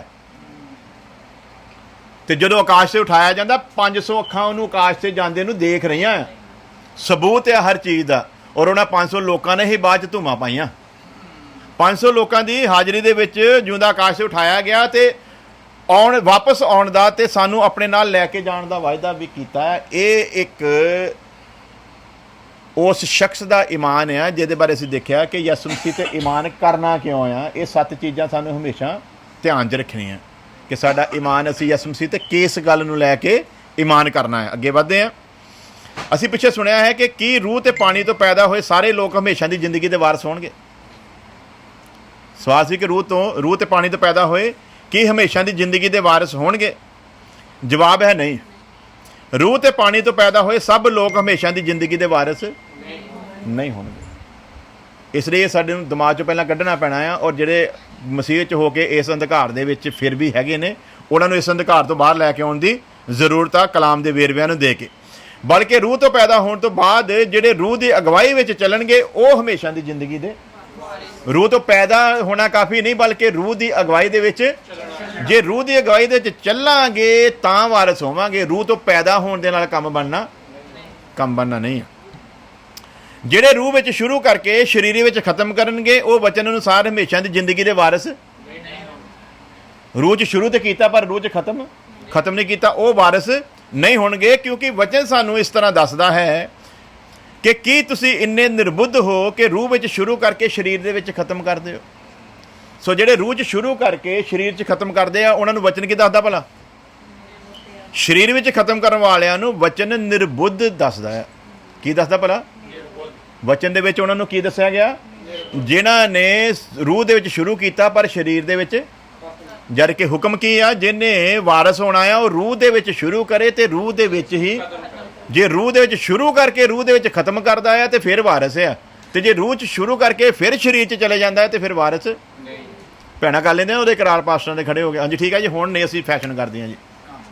ਹਾਂਜੀ, ਬਾਅਦ ਜਦੋਂ ਫਿਰ ਮੇਰੀ ਘਰ ਵਾਲੀ ਨੇ ਬਾਲ ਕਰ ਲਈ ਜੇ ਕਰਕੇ ਉਹਨਾਂ ਤੇ ਫਿਰ ਜੀਤਾ ਦਾ ਆਪਣੇ ਆਪ ਹੀ ਮਨ ਕਰਨਾ, ਕਹਿਣਾ ਜਦੋਂ ਪਾਦਰੀ ਦੀ ਜਨਾਨੀ ਕਰਦੀ ਆ ਤੇ ਫਿਰ ਮੈਨੂੰ ਕੀ ਪ੍ਰੋਬਲਮ? ਹਾਂਜੀ ਕਿਉਂ ਜੀ? ਫਿਰ ਦੇਖੋ ਦੇਖੀ ਸ਼ੁਰੂ ਹੋ ਜਾਂਦਾ ਤੇ ਫਿਰ ਨਾਲ ਬਹਾਨੇ ਵੀ ਹੁੰਦੇ। ਖੁਦਾ ਅੰਦਰੋਂ ਦੇਖਦਾ ਆ, ਖੁਦਾ ਬਾਹਰੋਂ ਥੋੜਾ ਨਾ ਦੇਖਦਾ। ਤੇ ਤੇਰੇ ਅੰਦਰੋਂ ਹੀ ਤੇ ਆਇਆ ਪ੍ਰੋਗਰਾਮ ਜਿਹੜਾ ਤੂੰ ਚਾਹਿਆ ਵੀ ਇੱਥੇ ਲਿਪਸਟਿਕ ਲਾਵੇਂ। ਜੇ ਤੇਰੇ ਅੰਦਰ ਨਾ ਹੁੰਦਾ ਤੇ ਤੇਰੇ ਹੱਥ 'ਚ ਲਿਪਸਟਿਕ ਆਉਣੀ ਨਹੀਂ ਸੀ। ਦੱਸਿਆ ਸੀ ਨਾ ਮੈਂ, ਫਰੂਟ ਦੇ ਪੱਕਣ ਦੀ ਨਿਸ਼ਾਨੀਆਂ 2 ਹੁੰਦੀਆਂ ਆ। 2 ਨਿਸ਼ਾਨੀਆਂ ਫਰੂਟ ਦੇ ਪੱਕਣ ਦੀਆਂ। ਬਹੁਤ ਸਾਰੇ ਫਰੂਟ ਆ ਜਦੋਂ ਪੱਕਦੇ ਆ ਤੇ ਉਹਨਾਂ ਦਾ ਰੰਗ ਜਿਹੜਾ ਕੀ ਹੁੰਦਾ ਭਲਾ? ਇਸ ਲਈ ਜਿਹੜਾ ਮਸੀਹ ਪੱਕਿਆ ਹੋਇਆ ਉਹਦਾ ਰੰਗ ਬਦਲਿਆ ਹੋਇਆ ਨਜ਼ਰ ਆਉਣਾ ਚਾਹੀਦਾ। ਤੇ ਜੇ ਰੰਗ ਬਦਲਿਆ ਹੋਇਆ ਨਜ਼ਰ ਨਹੀਂ ਆਉਂਦਾ ਤਾਂ ਝੂਠਾ ਆ। ਨੰਬਰ 2, ਕੁਛ ਫਲ ਇਦਾਂ ਦੇ ਆ ਜਿਹਨਾਂ ਦਾ ਰੰਗ ਨਹੀਂ ਬਦਲਦਾ ਪਰ ਨਰਮ ਹੋ ਜਾਂਦੇ ਆ। ਕਿੱਦਾਂ ਪਤਾ ਲੱਗਦਾ ਭਲਾ? 2 ਤਰੀਕੇ ਆ। ਨੰਬਰ 1 ਰੰਗ ਚੇਂਜ ਹੁੰਦਾ ਤੇ ਪਤਾ ਲੱਗਦਾ ਪੱਕ ਗਿਆ। ਨੰਬਰ 2 ਨਰਮ ਹੋ ਜਾਂਦਾ ਤੇ ਪਤਾ ਲੱਗਦਾ। ਤੇ ਜੇ ਤੁਸੀਂ ਮਸੀਹ ਦੇ ਵਿੱਚ ਆ ਕੇ ਤੁਹਾਡਾ ਰੰਗ ਨਹੀਂ ਬਦਲਿਆ ਤੇ ਜੇ ਤੁਸੀਂ ਨਰਮ ਨਹੀਂ ਹੋਏ ਤੇ ਫਿਰ ਸਮਝ ਲਓ ਕੰਮ। ਹਾਂਜੀ, ਮੈਂ ਦੱਸਣ ਡਿਆ ਨਾ, ਇਹ ਤਾਂ ਸਖਤ ਹੀ ਇੰਨੇ ਕਾ ਵੀ ਪੱਥਰ ਹੀ ਲੱਗਦੇ ਆ। ਫਰੂਟ ਘੱਟ ਤੇ ਪੱਥਰ ਜ਼ਿਆਦਾ ਲੱਗਦੇ ਆ। ਤੇ ਕੀ ਹੈ ਭਲਾ?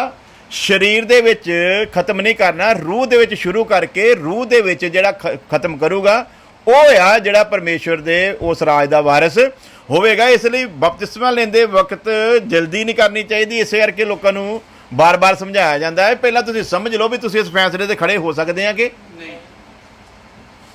ਬਾਅਦ ਵਿੱਚ ਨਾ ਬਹਾਨੇ ਲਾਓ, ਨਹੀਂ ਨਹੀਂ ਇਹਨਾਂ ਚੀਜ਼ਾਂ ਨਾਲ ਖੁਦਾ ਨੂੰ ਫਿਰ ਲੈਣਾ ਕਿਹੜੀਆਂ ਚੀਜ਼ਾਂ ਦੇ ਨਾਲ ਆ। ਜਿਸ ਖੁਦਾ ਨੇ ਆਪਣੇ ਵਚਨ 'ਚ ਲਿਖਿਆ ਪ੍ਰਭੂ ਯਿਸੂ ਮਸੀਹ ਦੇ ਆਉਣ ਦੇ ਵੇਲੇ ਤੁਹਾਡਾ ਸਰੀਰ, ਪ੍ਰਾਣ ਤੇ ਆਤਮਾ ਨਿਰਦੋਸ਼ ਰਹਿਤ ਕਾਮਲ ਪਾਏ ਜਾਣ, ਉੱਥੇ ਫਿਰ ਇਹ ਲਿਖਣ ਦੀ ਕੀ ਜ਼ਰੂਰਤ ਸੀ ਵੀ ਤੁਹਾਡਾ ਸਰੀਰ ਵੀ ਸ਼ੁੱਧ ਚਾਹੀਦਾ ਪਰਮੇਸ਼ਵਰ ਨੂੰ? ਕਿਉਂਕਿ ਸਰੀਰ ਦੇ ਬਾਰੇ ਤੇ ਸ਼ਰਾਪ ਦਿੱਤਾ ਵੀ ਤੂੰ ਮਿੱਟੀ ਵਿੱਚੋਂ ਕੱਢਿਆ ਗਿਆ ਤੇ ਮਿੱਟੀ ਦੇ ਵਿੱਚ ਮਿਲ ਜਾਣਾ ਹੈ, ਤੇ ਫਿਰ ਸਰੀਰ ਕੱਲ ਹੀ ਪਵਿੱਤਰ ਚਾਹੀਦਾ ਜੀ। ਇਹ ਜਿਹੜੇ ਪਵਿੱਤਰ ਅੱਜ ਮੰਨ ਲਓ ਹੁਣ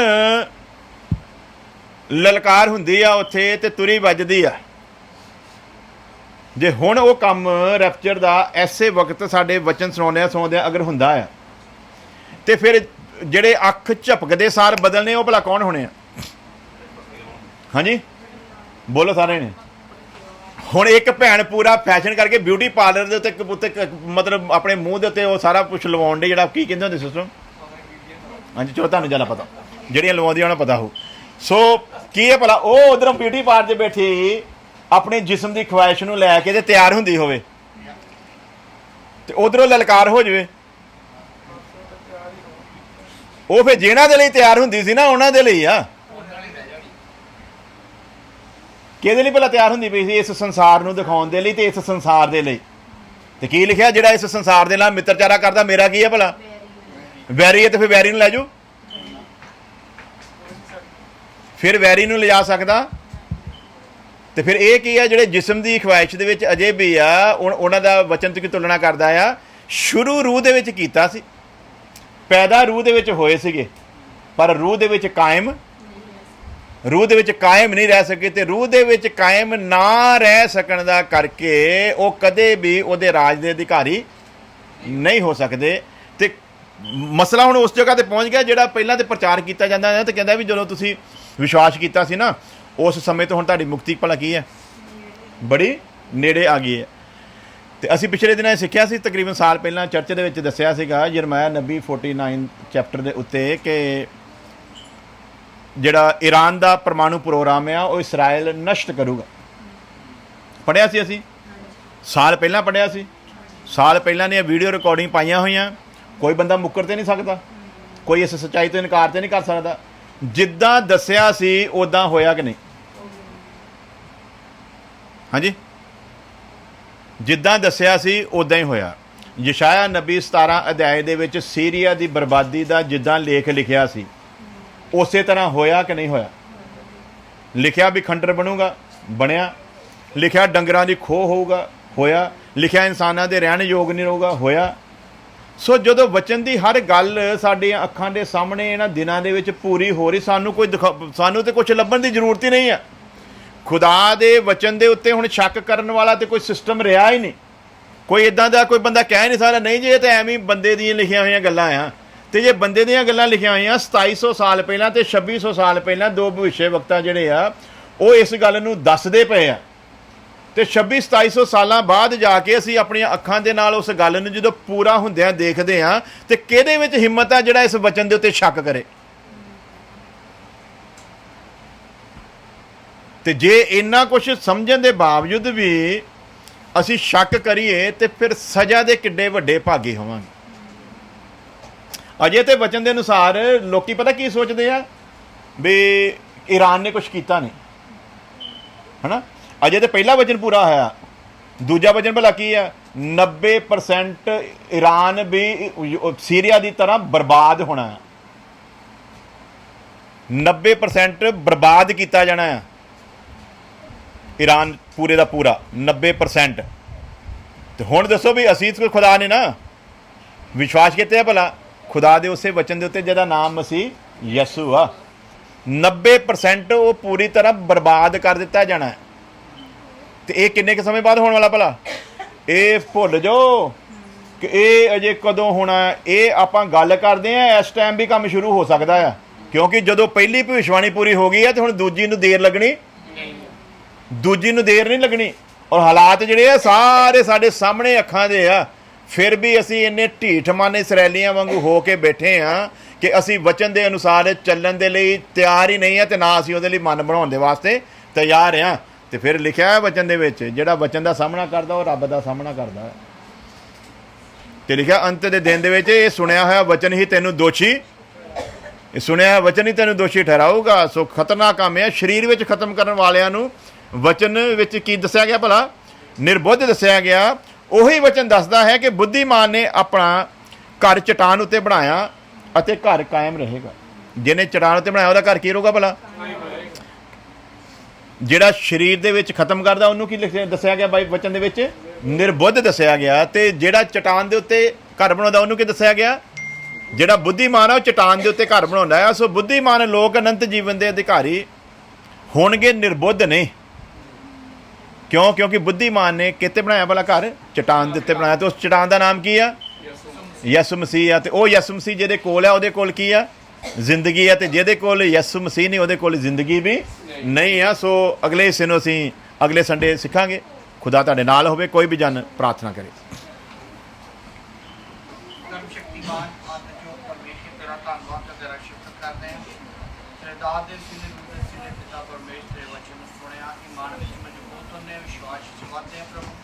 ਜਿਨ੍ਹਾਂ ਨੇ ਸੁਣਿਆ 100 ਗੁਣਾ ਬਰਕਤ ਦੇਣਾ ਪ੍ਰਭੂ, ਆਪਣੇ ਮਨ ਚ ਹਿੰਮਤ ਦੇਣਾ ਪ੍ਰਭੂ, ਜਿੰਨੇ ਜਿਹੀ ਹਜ਼ੂਰੀ ਚ ਬੈਠੇ ਆ ਇਹਨਾਂ ਨੂੰ ਹਿੰਮਤ ਔਰ ਬਲ ਦੇਣਾ, ਈਮਾਨ ਵਿੱਚ ਮਜ਼ਬੂਤ ਕਰਨਾ। ਆਪਣੇ ਦਾਸ ਨੂੰ ਸਮਝਣ ਤੁਹਾਡੇ ਹੱਥਾਂ ਯੀਸ਼ੂ ਤੁਹਾਡਾ ਨਾਮ ਲੈ ਕੇ ਮੰਗਦੇ ਹਾਂ, ਆਮੀਨ।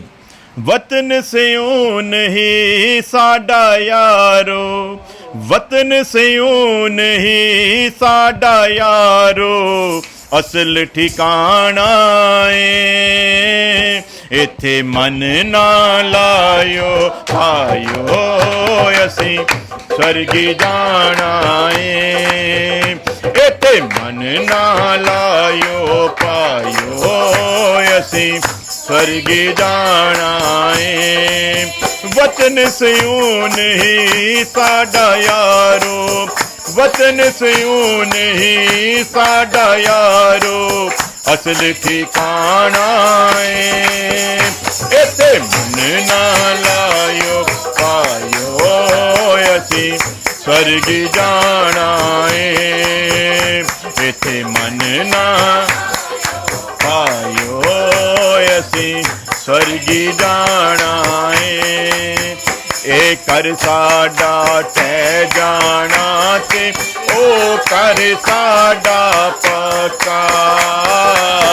ਇਹ ਕਰ ਸਾਡਾ ਟਹਿ ਜਾਣਾ ਤੇ ਉਹ ਕਰ ਸਾਡਾ ਪੱਕਾ। ਦੁਨੀਆ ਤੋਂ ਮੈਂ ਨਜ਼ਰ ਹਟਾ ਕੇ ਅੱਖ ਉਸ ਘਰ ਤੇ ਰੱਖਾਂ। ਦੁਨੀਆ ਤੋਂ ਮੈਂ ਨਜ਼ਰ ਹਟਾ ਕੇ ਅੱਖ ਉਸ ਘਰ ਤੇ ਰੱਖਾਂ। ਨਾ ਕੁਝ ਲੈ ਕੇ ਆਇਆ ਬੰਦਿਆ, ਨਾ ਕੁਝ ਲੈ ਕੇ ਆਇਆ ਬੰਦਿਆ, ਨਾ ਹੀ ਲੈ ਜਾਣਾ ਏ।